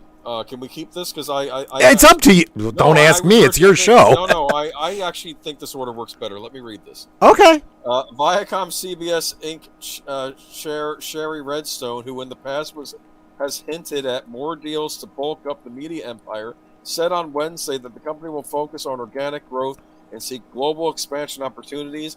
In an interview during Reuters' next conference, she said that the company remained open to always look at opportunities out there, but had no immediate urge to merge. Okay. Viacom, with its $20.1 billion market valuation, 1/10 the size of Walt Disney, as media conglomerates have raced to bulk up to amass content for subscriptions and advertising-supported streaming video services. The company's relatively smaller scale has spurred speculation that Redstone would seek another deal. I think our growth trajectory is actually pretty high at this point in time, Redstone said. Our ability to grow both domestically and internationally is well on its way. Redstone said ViacomCBS, a collection of traditional media assets, its CBS broadcast network, its cable networks, including Comedy Central and MTV, provides an opportunity for the company to retain its core audience, even as it reaches younger cord cutters via its streaming service, Paramount Plus. The company's strength, she said, lies in its content, evoking her late father, Sumner Redstone's famous line about content as king. As Paramount Plus emerges as a central focus for the company, Redstone said ViacomCBS no longer views itself as an quote-unquote arms dealer selling movies and television shows to other streaming services. Instead, it is focusing its resources in-house, so while its hit Paramount Network TV show Yellowstone might be streaming on NBC Universal's Peacock, its spin-off 1883 will play on Paramount Plus.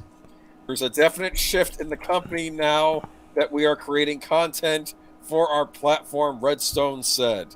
Redstone, who through National Amusement operates movie theaters, defended ViacomCBS's strategy of releasing films simultaneously in theaters and at home. She called it a quote-unquote false narrative that such a day-and-date release strategy is harmful to box office, citing the success of Paw Patrol the movie. We were I'm sure Paw Patrol the movie's gonna save CBS. Okay, can you take this seriously? This is serious business here. Let me just. I can take it seriously, and the question is, can Redstone? Okay, we were able to do a marketing campaign greater than any campaign we ever could have done had it been a single release in theaters. Redstone said, as a result of that, we actually tripled from a Paramount standpoint the box office we expected to do, and at the same time brought on hundreds of thousands of subscribers to Paramount Plus. Triple the change in your pocket. You might be able to buy a Big Mac. Let me go to the next article. Well, wait a minute before you do. Please. Okay, I just want to, for the sake of our listeners, we're talking about organic growth here. Not everyone might know, the industry speak and what organic growth is. Organic growth is when a company achieves growth by increasing output, okay, and enhancing their own internal sales, okay?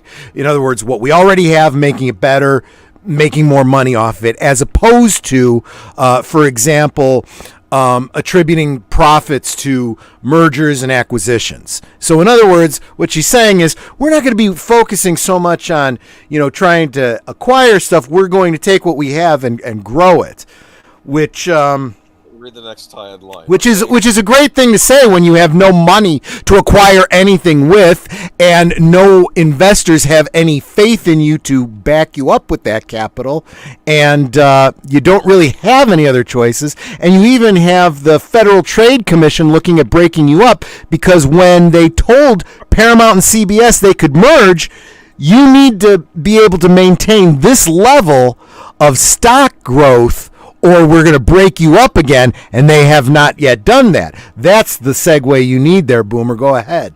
Yes. ViacomCBS Inc. CIB stock CBS. ViacomCBS Inc. stock falls Wednesday, underperforms market. Shares of ViacomCBS Inc. CIB VI whatever the heck this stock's because okay, slipped to 1.04%. to 29.70 Wednesday on what proved to be an all-around rough trading session for the stock market. It doesn't sound like I wanted to lead into this. This is why I liked your reverse ordering. Okay. He's talking it up, and the reality doesn't match up with what she's saying exactly. What? I have complained about Paramount Plus for a while. Yep. Why do I subscribe to Paramount Plus? Yes, you have. You really have. That's because it's my only access to CBS, and my mother watches CBS shows. She likes the NCISs and the old folk show, as I call them. Yep. I do like Bull, though. I do watch Bull on there. I think their exclusive content sucks on CBS Paramount Plus. I'm going to be blunt about it. I'll attack Netflix for something like Masters of the Universe, but then I'll praise them for their revival of Unsolved Mysteries. So there's mix. Do you understand? Yeah. I even think Evil this season, it was a Paramount Plus exclusive. I think it's jumped the shark a little bit. Has it? It actually stayed I'd love to know what Big Al, if you're still in the chat. I know you're. He's not been able to see it, I don't think, unless he's watched it by other means. Oh, yeah. Well, I know he knows how to get a hold of stuff like I do. So I'd love to know, Big Al, what you think of Evil, because I know you were the one who was always talking about it. It had a strong first season, and I've been wanting to like the season, but it's been all over the place, and I'm not even going to get into it here. If Al watches it sometime, maybe I'll talk to him about it. And what are the other exclusives? There's the mess of Star Trek, which we've talked about. Oh God! Yeah. I don't know what else they have, and Paw Patrol the movie. Which I could almost make the argument that they have the same kind of problem that they do over at on a smaller scale that Disney has with Lucasfilm and Star Wars, except at least we can say this. They have more properties they're trying to work with, but Lucasfilm, like you said, they've got a lot of properties and they're not doing jack with anything but Star Wars. Yeah, I mean, if you look at just the games division alone, there were a lot of original properties created in the Lucasfilm Games division Yep. that were adventure games, so they're very story orientated. They could be made into a movie or a series. There's probably other stuff Lucas owned that we didn't even know about. I know that there's a great deal of trepidation right now in Hollywood regarding game-related I projects. understand this, but the Lucasfilm games were very story orientated. They weren't I get just that. going around shooting. They had they were very well written too. They had good dialogue, and I'm not saying they have to go with but that. Think about the history that they've had with even some of those kinds of games that do have good stories in translating those stories to film. Sure. Depends on who you put in charge of it and what your track record is with it and develop. I mean, really what we have is a talent problem. We really do. Oh, yeah. And I think a moneymaker is going to say, you've got a good history, we'll go with you. You don't have such a good history. Why should I even think about recontracting with you? Which goes back to what Chepik was saying. You know, we're not going to be doing these 3-year contracts anymore. We're going to go year by year. You got to earn your keep. You know, if we go back even as far back to summer of 2008, you had Dark Knight, Iron Man, Hellboy 2, Incredible Hulk, all coming out in the same summer. And all 4 of those, in my opinion, kind of hit it out of the park. If you look back to the 80s summer movies and things, you'd always have purists that weren't pleased with the adaptation. But if the normies come in and say, God, I love this. This is a great movie. You know what? You've got something there. You've got a new audience, and maybe it ends up changing the franchise. Sorry that you don't like, it's not Adam West Batman anymore, but, we're making money on it. It's doing well. We could build something around this. Problem is they didn't build around it. Right.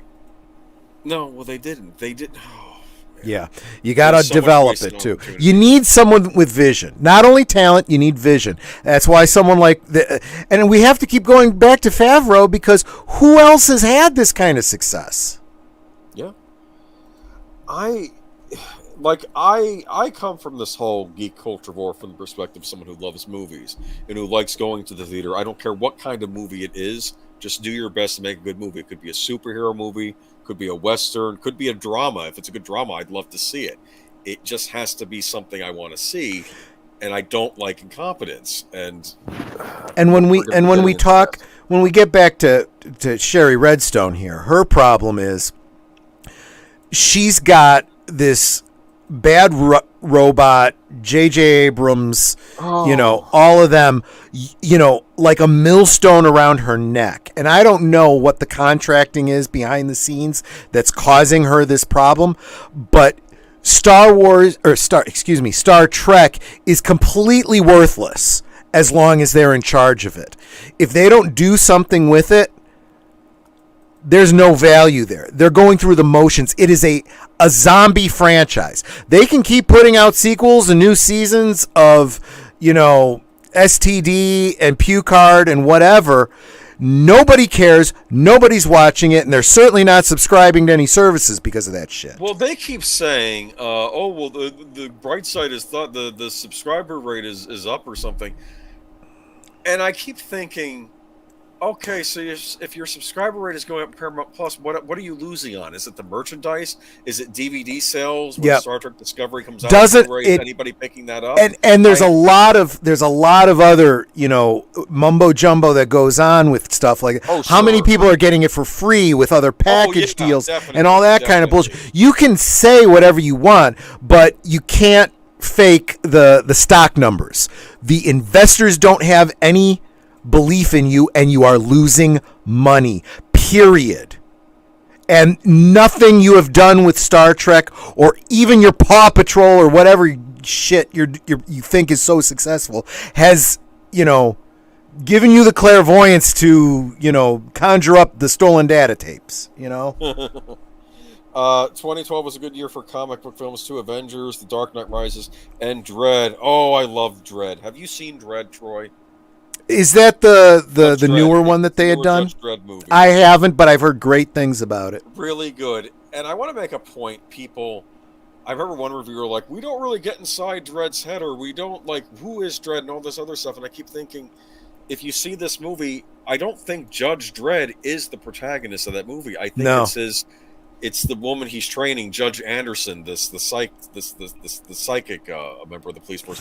But she's from what the protagonist in that movie. But from what I've heard from people that love the property, I guess that's not inappropriate. That's it's not completely Judge Dredd. There's other judges, and they're all important. She's a favorite character, definitely. She's actually in some ways more relatable, but she was always his partner in later comics, and it was cool they had her in that movie. They did a good job with her too. That whole movie was really good, actually. It was the closest you'll get to like one of those wonderful 80s dystopian science fiction action movies like we used to get. That was almost like a modern version of that. It's really worth checking out. Mm-hmm. But we have some good things to say about Hollywood today. It's not all bad. This is an indication of things turning around, I believe. We've already mentioned the thing about the new chairman of the board over at Disney, which I think is a portent of great things. And then there's this that you're going to go into. Ghostbusters Afterlife team, Jason Reitman and, saying his name right, Gil Kanan signed producing deals with Sony. We like this. Do a good job. Get a producing deal. We want to see more from Jason Reitman, and I'm sure this individual as well. Go ahead. Just a reminder where Ghostbusters Afterlife is right now. Domestic, $102 million. International, $42.9 million, for a total of $145 million worldwide as of today.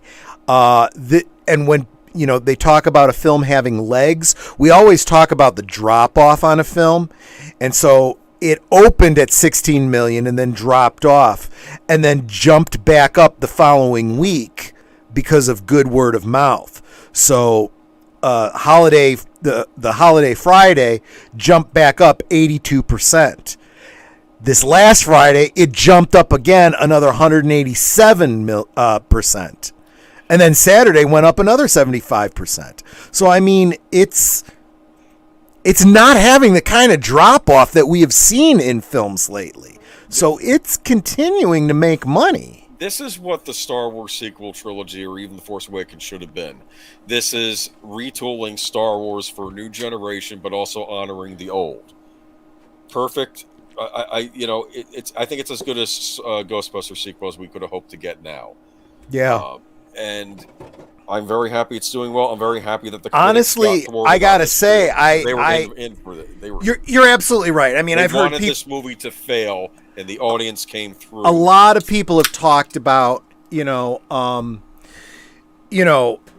there was other plans for Ghostbusters 3 we wish we'd have seen. There's a lot of franchises that we could make those kinds of arguments about. The fact is, for whatever reason, it just didn't happen. The stars did not align.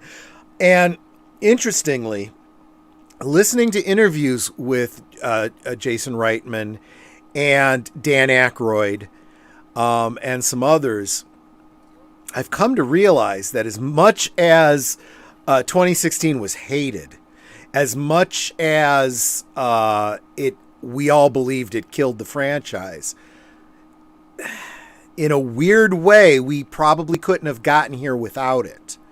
It actually indirectly ended up helping. It did so badly, it helped this. And I saw another, in a tangentially related sort of thing, there was a bit that Clownfish did about Dave Chappelle. And someone did an article saying we got to stop cancel culture, not because it's a bad thing, but because when you cancel something, it has the opposite effect, and these people end up making more money. And you look at Gina Carano, you look at Dave Chappelle and stuff, and it's very clear. People will support the people that get canceled for shitty reasons because people are sick of cancel culture. Well, people are really sick of shitting all over beloved franchises. Yeah. And I think 2016, anyone who understands the numbers looks at it. The first week it did really, really well and dropped off like it plummeted. Okay. And if you look at these numbers now at Box Office Mojo, you see it didn't drop off like the other movie did. And it's bounced up and dropped off and bounced up again as word of mouth. This is what happens when you do well. Couple that with being frugal in your budget, making a good movie that gets good word of mouth, that doesn't piss anybody off, really. There's nothing that people can point to. Even the naysayers, they want to shit all over it, but there's nothing they can say about it. They can't say it's all white people because the main lead is a little girl. Really? Their big thing is, it's nostalgia.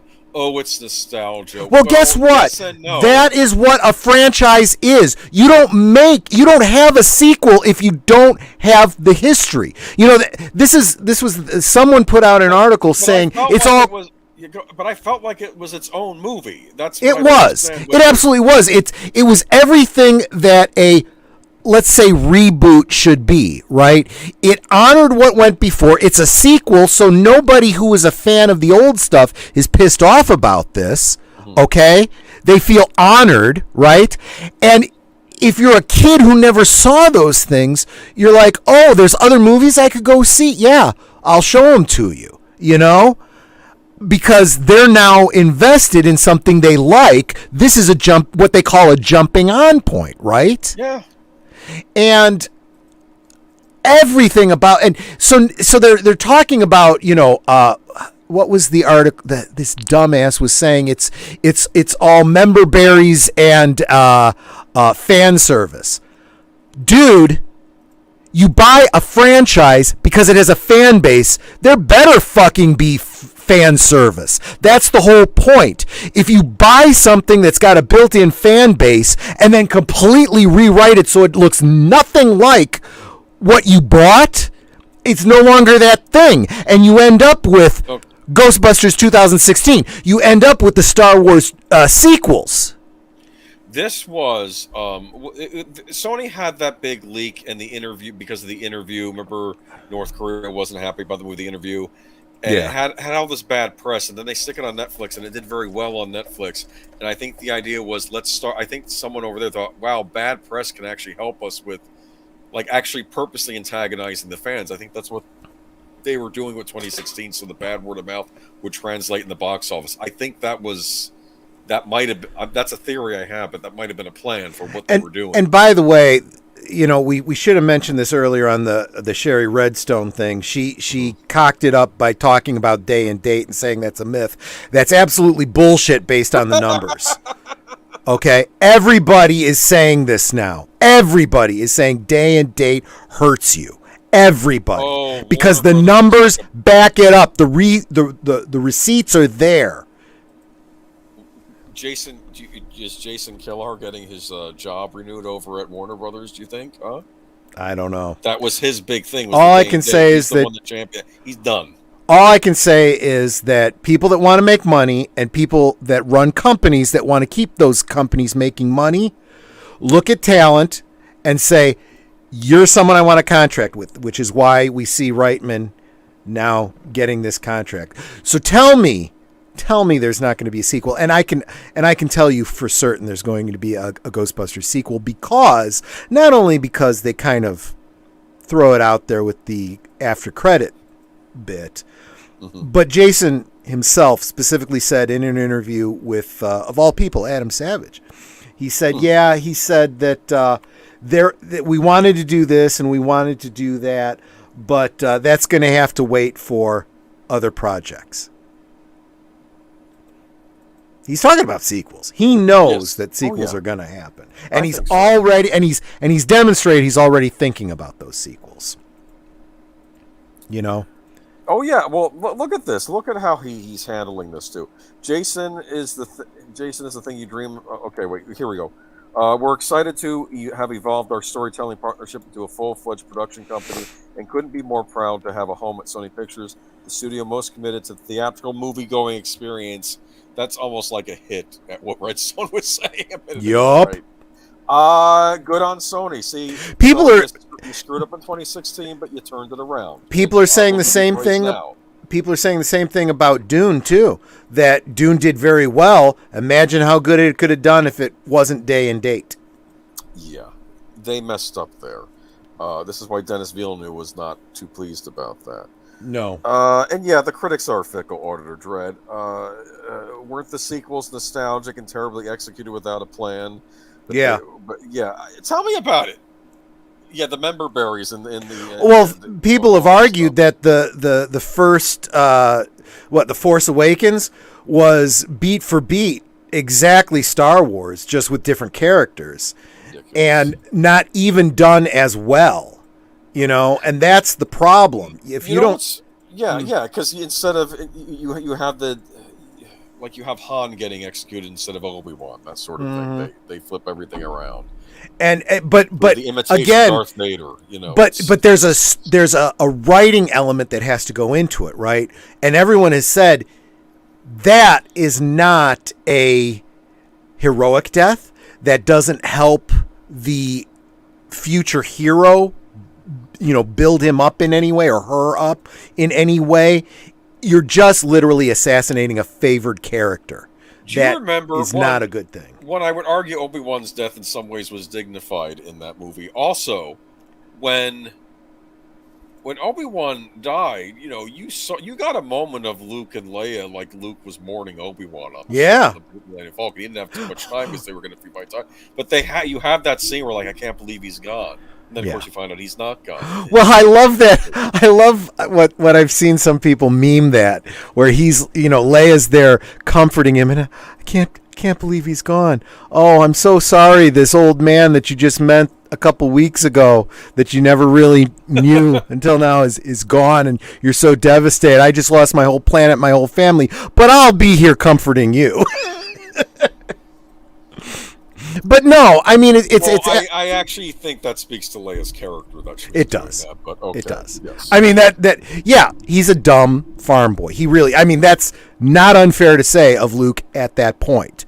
He gains wisdom over the next, two movies, whereas Leia has a maturity about her because she's a senator. She's an ambassador. She's involved in politics. You grow up fast in that world.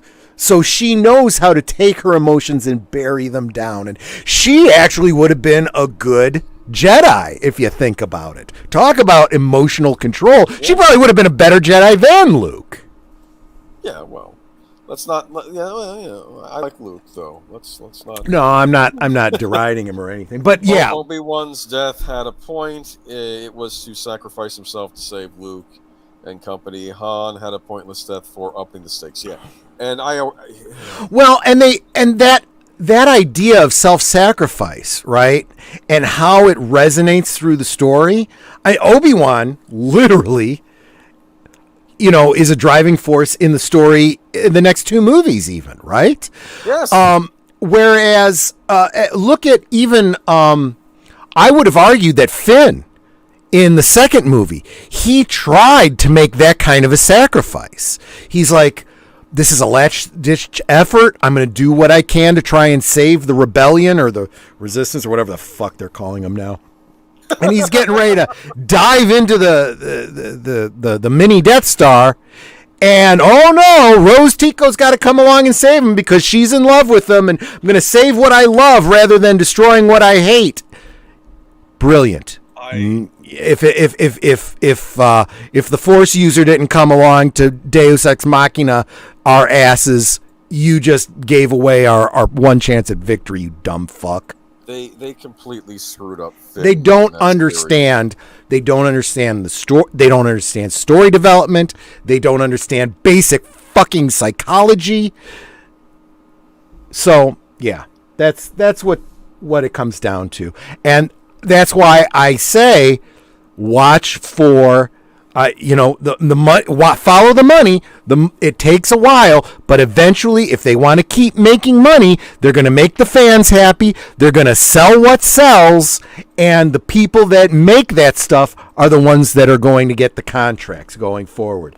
We've seen it happen now with Disney, and we're starting to see it now here with Jason Reitman. And speaking of not serving the fans, He-Man fans turn off Kevin Smith on Netflix. Another perfect example. Okay. A negative example, yeah. Okay, this is by Mac McGloin. I want to mention his name because he says, exactly as I said it would happen, He-Man fans have turned off the Kevin Smith He-Man Masters of the Universe Revelation series on Netflix, as basically nobody watched Part 2, which debuted last week. While a lot of fans tuned in for Part 1, as the first part of Masters of the Universe Revelations made it to the Netflix top 10, Part 2 didn't make any of Netflix's top 10 or trending lists for the week of November 22nd to the 28th. That's pretty bad considering it's a premiere. Did they not know it was there, or did they just not care? Nobody cares. Nobody cares. Here are the top 10. True Story Limited Series. Cowboy Bebop Season 1. I expect that will not be making its top 10 when its Season 2 premieres, but you never know. I've heard that's a shit show. But The Queen of Flow, Setting Sunset, Tiger King. Tiger King 2. Okay. Hellbound Season 1. That's not related to the Clive Barker thing, is it? I don't think so. Okay. Squid Game Season 1. Squid Game is like their big hit. And I'm going to be mentioning that with the next article. Yep. Co-Chameleon Season 4 Made Limited Series. That's another one to see. Narcos Mexico.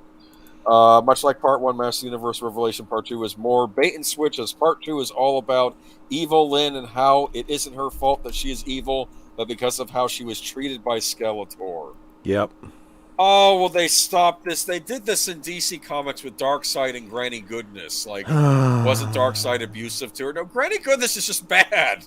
Like, everyone on that planet is bad, except for Mr. Miracle, which is why I respected him.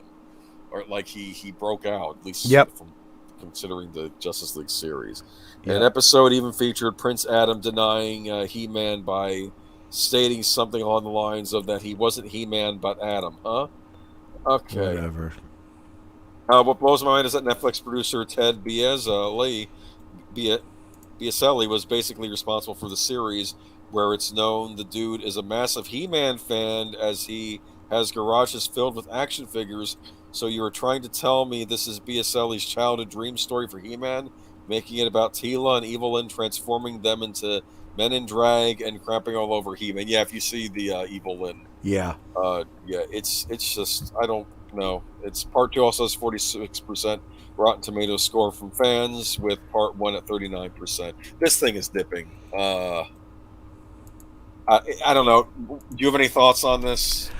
There was a video. I don't know if I'll be able to find it, but Tom Connors from Midnight's Edge was on some panel show, and he was telling some people who hadn't seen the new Revelations episodes. He basically acted them out in parody with an Evil Lynn and Skeletor action figure.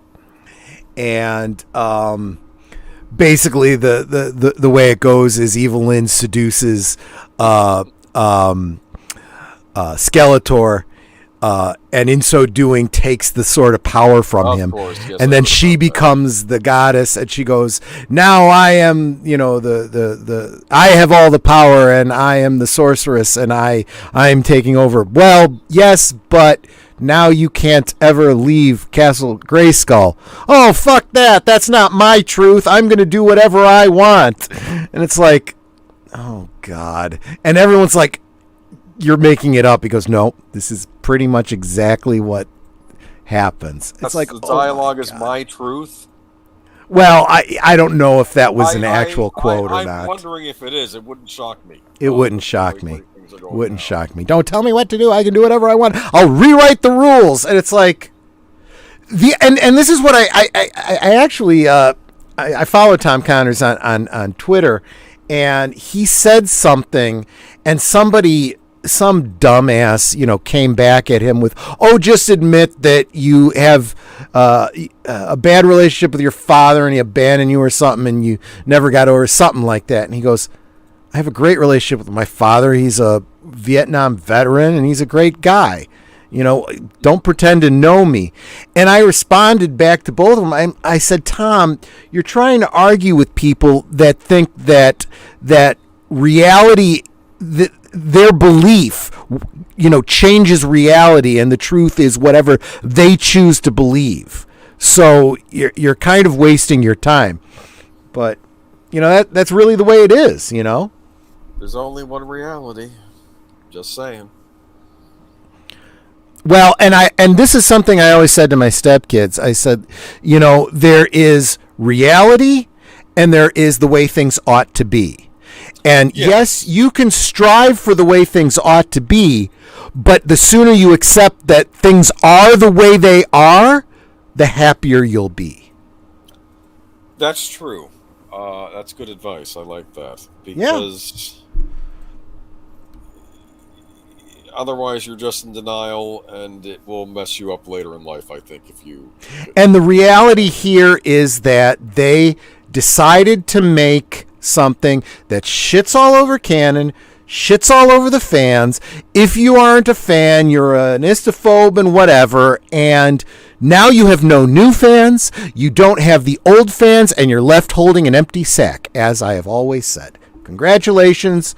And let's see how any project that Silent Bob ever does. In fact, I said, I commented on, someone had commented on his tweet about, what did he say? I don't know. It was something really stupid that he said. And I said, Silent Bob should just remain silent.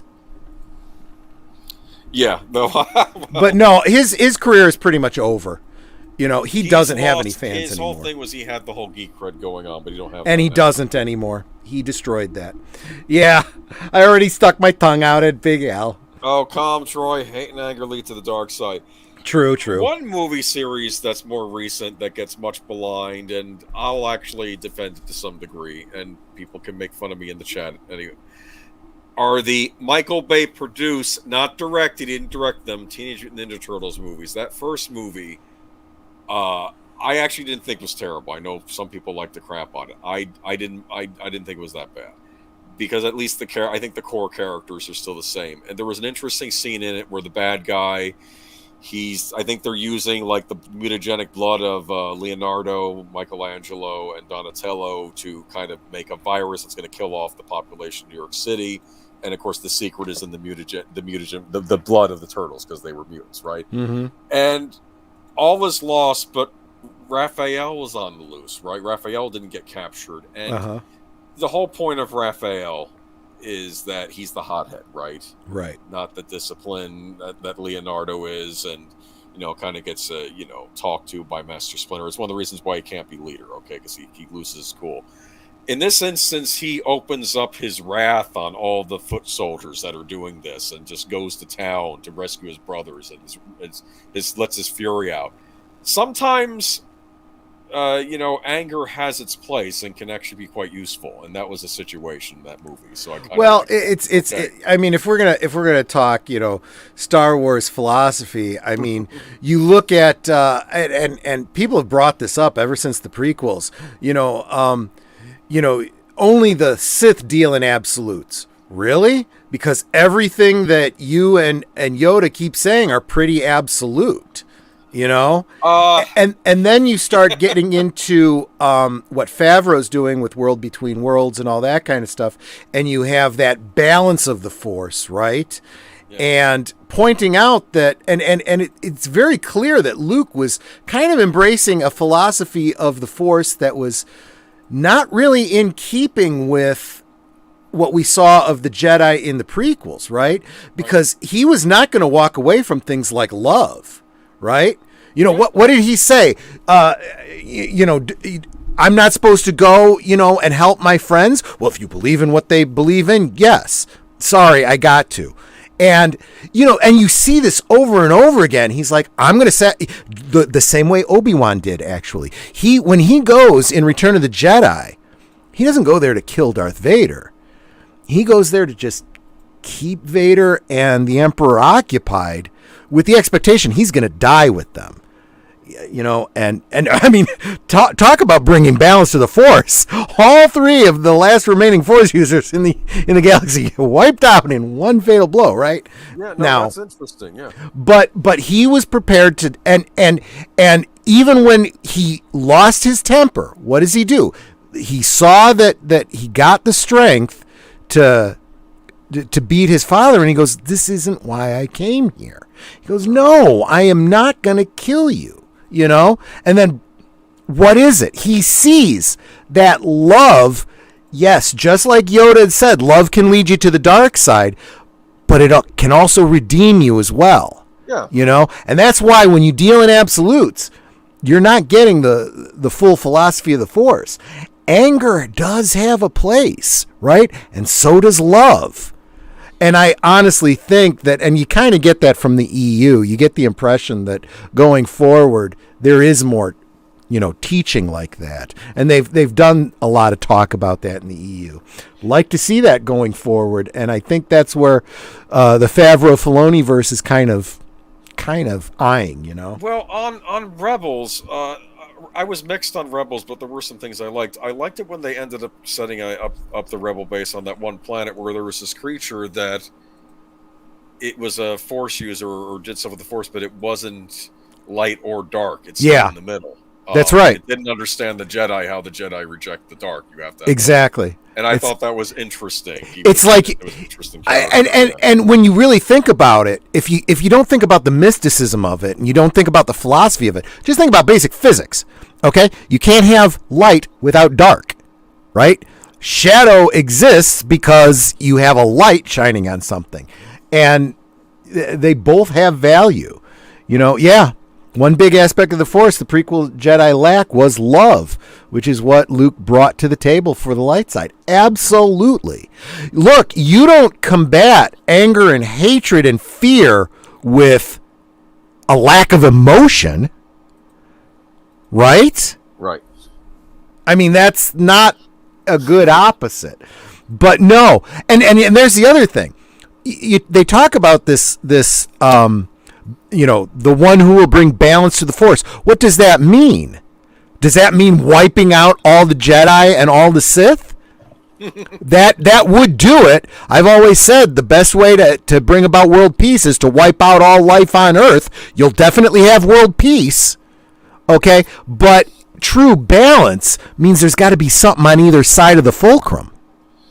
There was an episode of the X-Files where Mulder encounters a genie. And he makes a wish. You know what his wish is? World peace. Yep. And the genie says, granted. And then every except for him and the genie, all the people in the world disappear. Yep. You know, and he goes and of course then he's like, why'd you do that? And he says that was I think he may argue it was a selfless wish. It wasn't a selfless wish. You did it to feel better about yourself. Okay. And yeah. I think that he undoes the wish, and his third wish is you don't have to be I'm wishing you out of being a genie now. You can be a regular person. Wow. That's what he does, and that's the end. That's how that resolved itself. It wasn't a bad episode. It was kind of a goofy episode, but it's not a bad one. But yeah, we'll see what's going forward. Yeah. Now, I don't know anything about this. This is all you. Neither do I. This is all new. And the reason I am bringing this up is this kind of goes well with that Kevin Smith article. Mm-hmm. And I want to I've been noticing something. I mentioned this on my stream a few weeks ago when Al was on with me. Korea is actually, South Korea, they're starting to compete with making these hour-long dramas. Squid Game is doing very well on Netflix. This is a Korean drama. And I don't know if people are watching in English dub or they're watching it Korean with the subtitles. And people in this country are doing it. Mm-hmm. Hollywood, you can have competition if you want it. And, you know, He-Man is off the list. Squid Game's on the list. This will probably be on the list too. They have to get their act together because they're not the only game in town. They never have been. And there are other countries that can jump in and release quality content. Now, I don't know. I haven't seen Squid Game. I haven't seen this series yet. Obviously, it hasn't aired yet. But looks like South Korea is taking this seriously, not only just making stuff for their own country, but also exporting it around the world. I'll read a little bit from this article, though. Netflix has just released a trailer and promotional images for the new series The Silent Sea, which will begin streaming at the end of December. The new trailer gives us a glimpse into a bone-chilling thriller set in the depths of space and centers on a group of astronauts who seek to retrieve samples from an abandoned lunar base. The series is based on the short film The Sea of Tranquility, which was written and directed by the Silent Sea director Choi Hang-young. The series will expand on the short film's premise, centering on a dystopic future wherein space travel becomes essential due to climate change. The project stars Gan Yu, who has previously starred in the Train to Busan and smash hit Netflix series Squid Game. So I bring this up because it feels like right now, especially Hollywood types, they're not maybe paying attention to these Korean dramas. They're not paying attention to the fact that, and like I say, I haven't seen them all yet either. I've been watching Dr. Brain on Apple TV Plus, though. It's interesting. Other countries can compete with the United States for entertainment content. It's happened in the past. Italy used to be a powerhouse, so did Great Britain. I actually, for a while, I thought Hong Kong was going to be a competitor for Hollywood one day, and then the CCP took that over. We all know the end of that story. But I remember there was a time when you could actually catch Hong Kong movies on the big screen. And now it seems like South Korea is stepping into the foray with a lot of these series. So I'm going to keep an eye on this.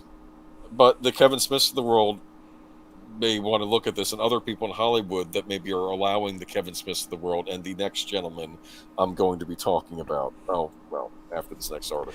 It is sad, though, right? Because there was a time when the U.S. led things like industry and entertainment and pretty much all of culture, and we've just pissed it away. Well, and now we're looking to Japan and Korea and everywhere else. They were making a point, Edgar Wright was making a point in this latest movie, I think it's called Last Night in Soho, that at that time in the 60s, Great Britain was, really influencing a lot of world culture. You had the Beatles come out of Britain, a lot of other rock and roll groups. You had a lot of their cinema, like the James Bond series and other things. They actually were, England really was big. And I'm not saying that England still doesn't have cultural relevance. They still do make stuff that gets seen around the world, but it's not what it was. And the same can happen to us. Hollywood is not invincible, and they better watch themselves, because other countries can step forward, and Squid Game is proof of this, that people will watch, something made from South Korea, and it'll compete with anything else Netflix is putting on their station, on their streaming service. I mean. So we'll wait and see. And by all means, watch good stuff. I watch anime. I watch movies from all around the world. But I also don't. I want to see a rivalry. I want to see healthy rivalry between countries, and they're all trying to make the best content. Okay, that's what I want to see happen. I don't necessarily want to see one group take over because the other because I don't want to see because we're incompetent and not able to, I guess, promote the proper talent we need in Hollywood. I'll probably talk about this at the end of the year, because I'm thinking about doing a Why We Fight stream at some point, like why we're even talking about this stuff to begin with. But yep. Okay, but keep an eye on Silent Sea. It might be good. I haven't seen Squid Game yet either. I know that it's been very popular though, so if I ever have access to Netflix again, maybe I'll check it out. Though Netflix, like I said, I have enough streaming stuff as it is. This was kind of an article when I was looking for stuff, but this is in the gaming segment of the stream, which is kind of like, hold on, let me put this here. Quake just got a horde mode made by the Wolfenstein developers. I am going to point out, but this does have some relevance. Why do people complain about Disney, especially with the parks these days? What do they complain about? They're getting nickel and dimed, correct? Right. What I like about Bethesda and I guess its software underneath them, they give you lots of free content after you bought the game. So you're getting a horde mode, and you're even getting but this was what interested me most. The new patch also included support for the Honey add-on, and this was a mod that came out for Quake in 2012, created by CZG, who is better known as Chris Englehart these days, as he's now senior level designer at Machine Games. In any case, Honey is a highly atmospheric level that features an abandoned village and a spooky church below which you'll discover spooky cavernous ruins and subterranean workshops. It's actually very creepy. I was trying it out, and you start out in this abandoned village, and I'm thinking, is this like the Wicker Man or something? Oh gosh! And you go into what looks like this this little chapel in town, right? And it looks like a normal church, and then you go underneath, and then there are all these horrible quake monsters and cavernous stuff, and it's really creepy. And some guy just made this because he made it in his own time, off the old Quake engine. And I like the fact that Bethesda will actually release these mods and give them to you for free to play on your own PC or game console. They did it with Doom. There's like a ton of free content with the original Doom game, which you can get. So even after you beat the original game, there are all these other games that community members have made to add on to it. How cool is that? It's like the fans are making the best stuff. That's the same thing with games. Yep. The cool thing is, instead of the company shutting this stuff down, saying you can't make this level using our engine, they actually embrace it and release it and give it to us for free. Exactly. So this is cool stuff. I like it. I highly recommend this Quake remaster to anybody that likes old school first-person shooters. In many ways, it is the first-person shooter, but very cool. And check it out. And if you own Quake already, you get this for free. There you go. Free as me. That was a line from what was that movie? Now You See This Too. Did you ever see Now You See This Too? No. Okay, never mind then. Is it a sequel to Now You See This? Did you see now? Yeah. Did you see that one? Oh, was that the Woody Harrelson thing about the magicians? I think I saw the first one. Yeah. He has an evil twin brother in the sequel. Oh God. And one of the things his evil twin brother says, and it's like, free as me. Like he says, I'll buy you a drink or something. Free as me. That's what he says. And I did like that line. And Michael Caine, I think, is back as the villain. And so is Daniel Radcliffe. It's it's the Ocean's 11 of magician movies, which, they're okay. Okay. Santa Inc. Here we go. Okay. We saved the best for last. Let me tell you. I have watched this, by the way, because I figure I get HBO Max, and you watched it for us, so we don't have to. Pretty much. I watched 2 episodes. I don't think I'm going to be doing more than that. Christmas is okay. This is a Variety article. This has the lowest audience score on Rotten Tomatoes of any television show, I believe, in the history of television. Jeez. And Seth Rogen is, of course, complaining, saying it's about istophobes, putting the comments on there and everything else. And I don't know if maybe some of these comments are saying inappropriate racial things. That's not good. But at the same time, this show is horrendous. Do any of you know what Santa Inc. is? Anybody in the chat has heard of this? This is the latest miniseries on HBO Max. The trailer is been viewed in infamy this week. And I noticed that the mainstream critics have been very hesitant to even cover this series.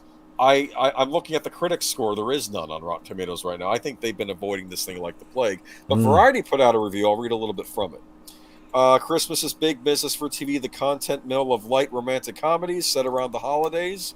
It's like Hallmark movies, right? Right. And celebrity drive-in specials has come to make December feel up moments like a forced march of glee.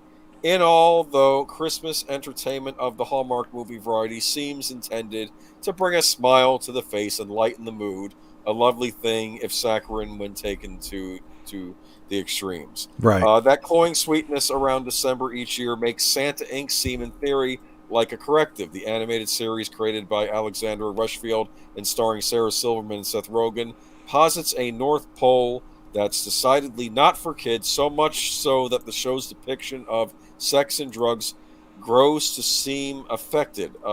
Santa Inc. is notionally about Christmas. Silverman voices an ambitious elf who wants to be appointed to take on the role of Santa. In this world, Santa Claus is real in the role into which applicants blah, blah, blah. Okay, each year someone else becomes Santa. But it also wants to be cooler than the genre of which it is a part, and elevating itself above the subject matter. Santa Inc. ends up feeling dour and heavy, a televised lump of coal. This is Variety. Yeah. I have seen this series. It is atrocious, and I want to say something. People are finding the trailer offensive and everything. The film critic Richard Roper once said, he had basically made a point. What's the most offensive thing a comedy can be, Troy? Let's see if you know the answer to this. What is the what is the most offensive thing a comedy can be? I'll tell you, it's not be funny. Okay? Well, yeah. And I like, let's be honest, I do like the movie Bad Santa. Okay, not exactly your typical Christmas movie that you want to watch around the holidays, but it is funny. Okay, this show is not funny. This is, for starters, it looks like, I don't know if it's trying to emulate those old puppet animation specials like A Year Without a Santa Claus and Rudolph the Red-Nosed Reindeer.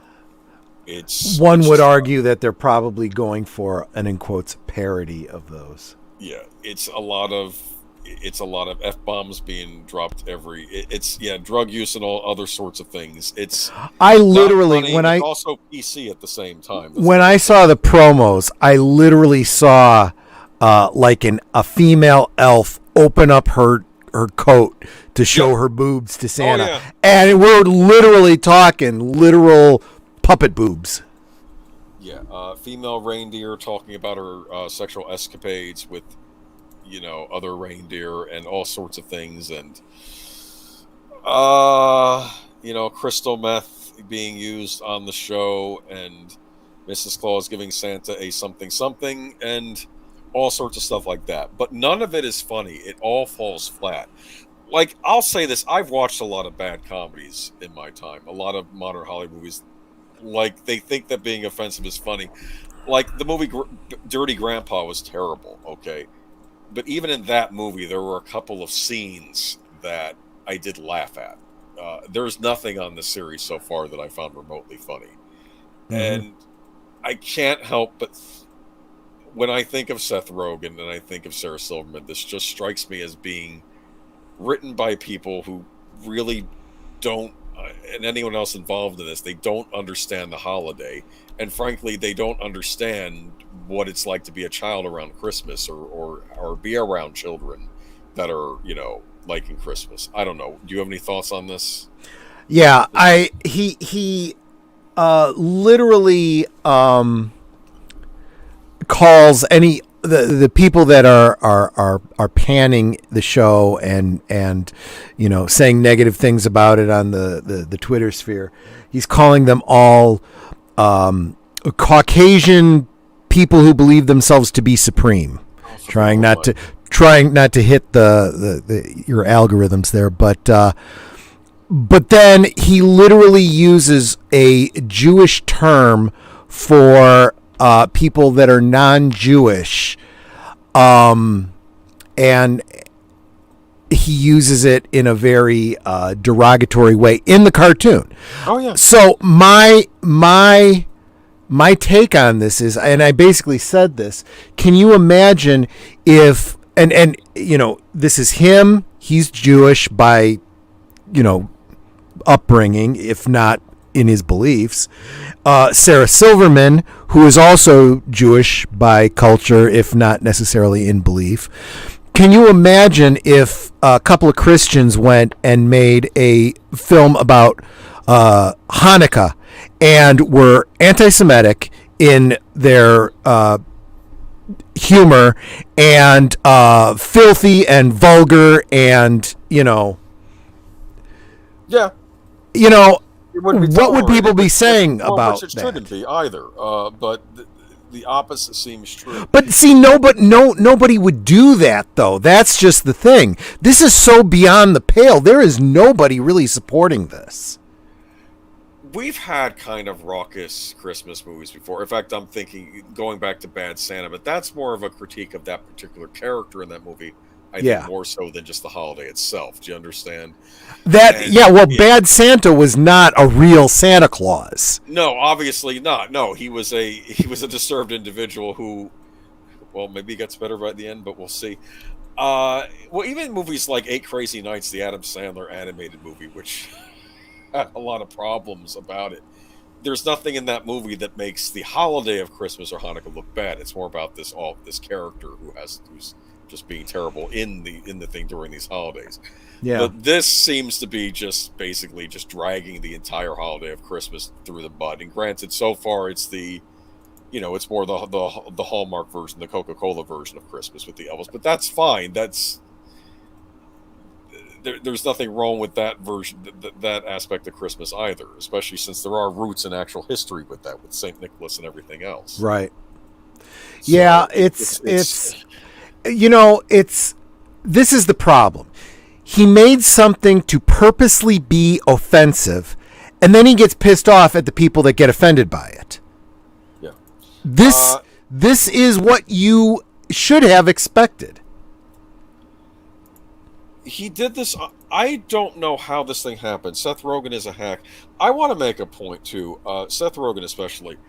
There are people in Hollywood now who I feel are just grifters, plain and simple. Yeah. I think they use the language of being politically correct and that to help get them bigs and smooths and get them in the right places, and then they get there and they don't know what they're doing because they don't have any actual real talent.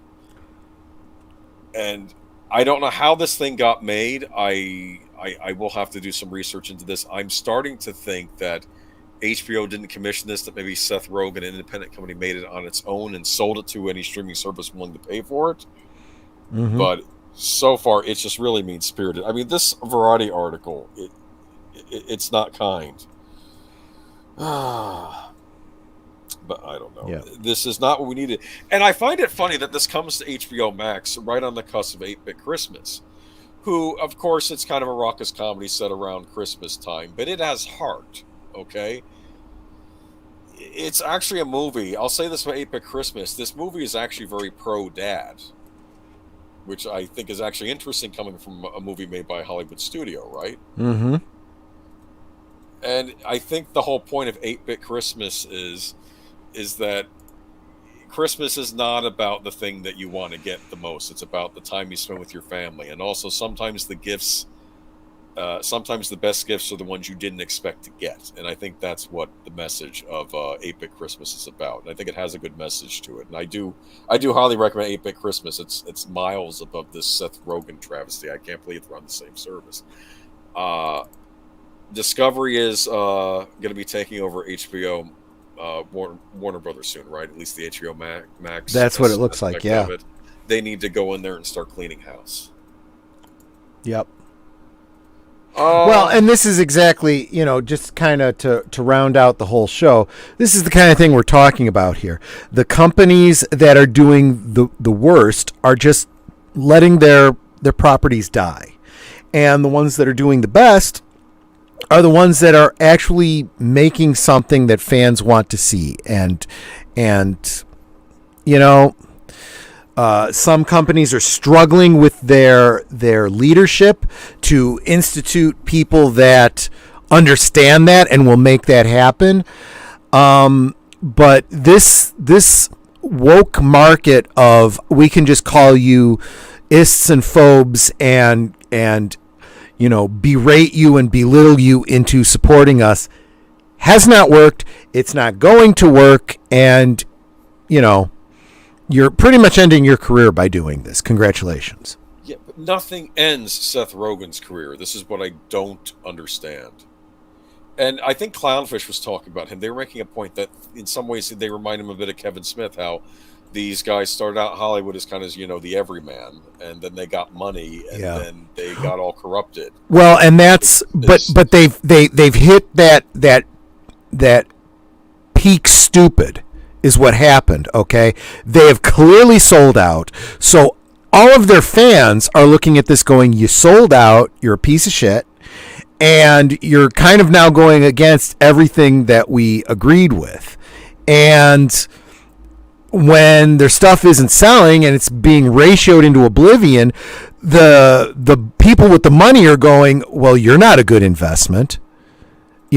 This served them well over the past couple years, maybe, with the whole craziness that's happened in the world.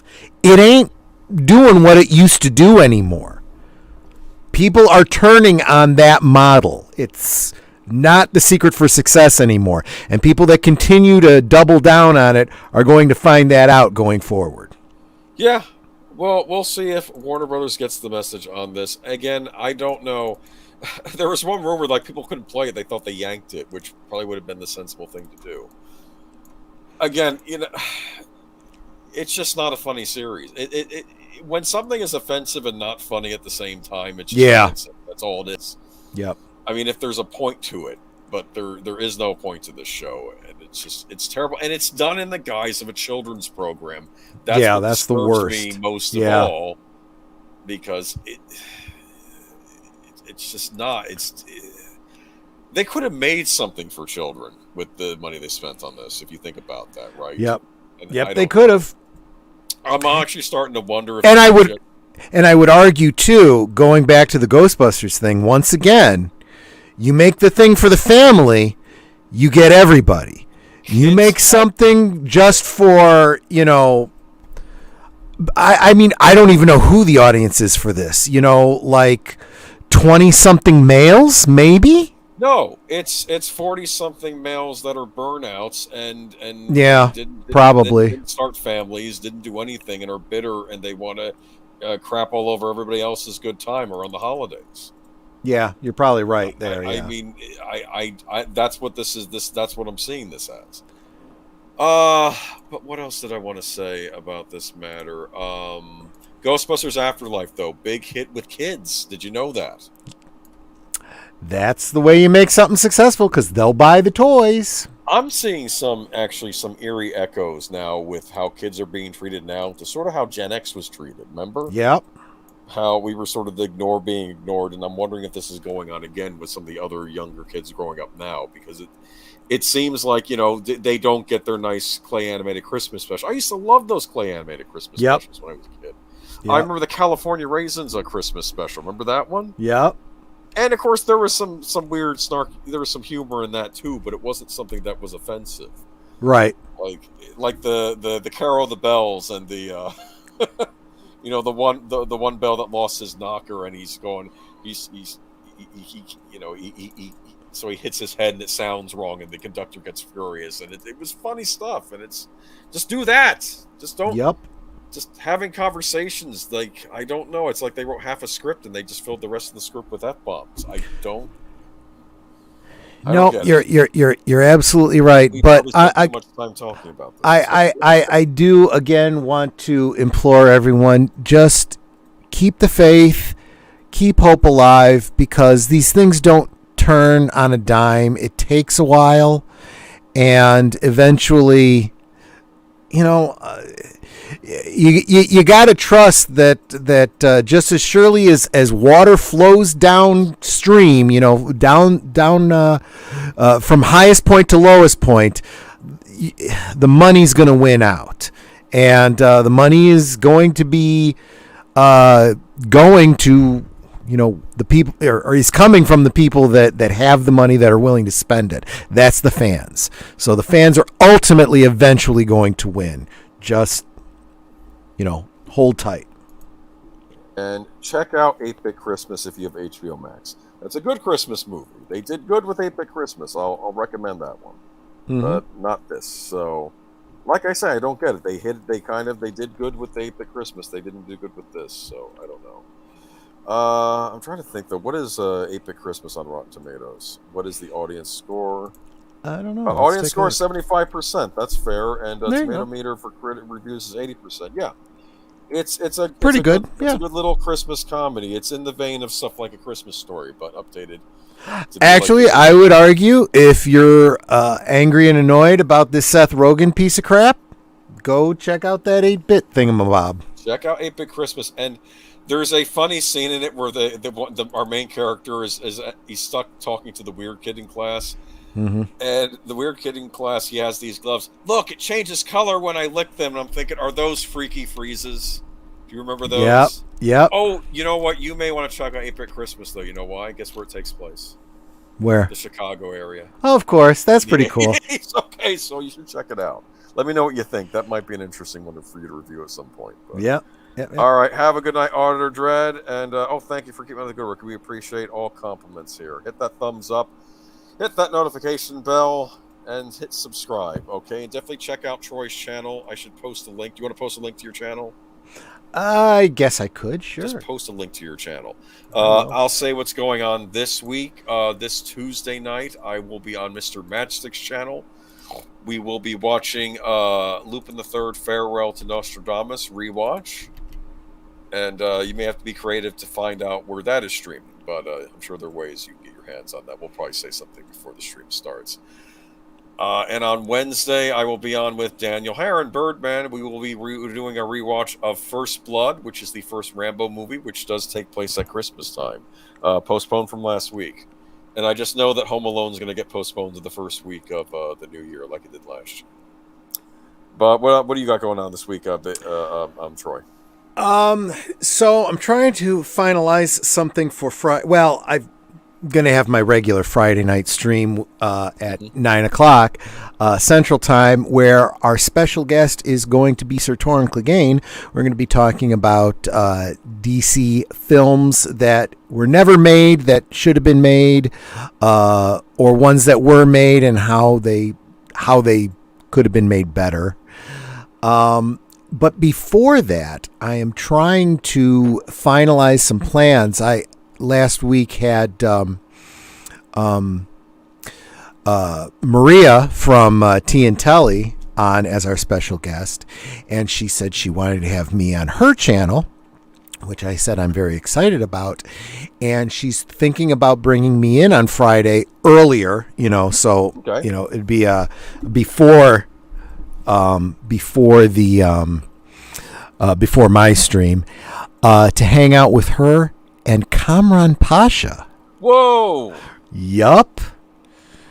So if it doesn't happen, I'll totally be okay with it, because right now, it's she's got to run that by Kamran first. But if it does, I'm gonna get to hobnob with the big guys. That's impressive. Right. But either way, I will be promoting that show of hers. You guys that all saw my show Friday, the link's over there. By all means, follow Tea and Telly with Maria, because it's a good channel, and she's going to beat me to 400. I just know it. Okay, yeah, definitely check it out. It's an awesome channel. And Saturday you have on Netter's channel, right? Yep, over on Netter's channel, we will be watching Back to the Future, the original, the first one. I would argue the best. It's an okay movie. Oh, you smart ass. And it's an anniversary though for a channel, correct? Isn't that like is it some kind of an anniversary going on Saturday, or am I thinking of something else? It is not an anniversary. Well, it's an anniversary of Netter's birth. So everybody come by and wish her a happy birthday. Definitely. Okay. So sounds like we got a full week planned. Good night, Team Ghost Planet Go. Merry Christmas to you too. Merry Christmas to all, and to all. Good night. Happy Hanukkah, but I believe that's over now. That was early this year. Yep. It? Okay. Y'all have a good night. And we'll see you again next week. Take care. Take care, everyone. Bye-bye. Bye-bye.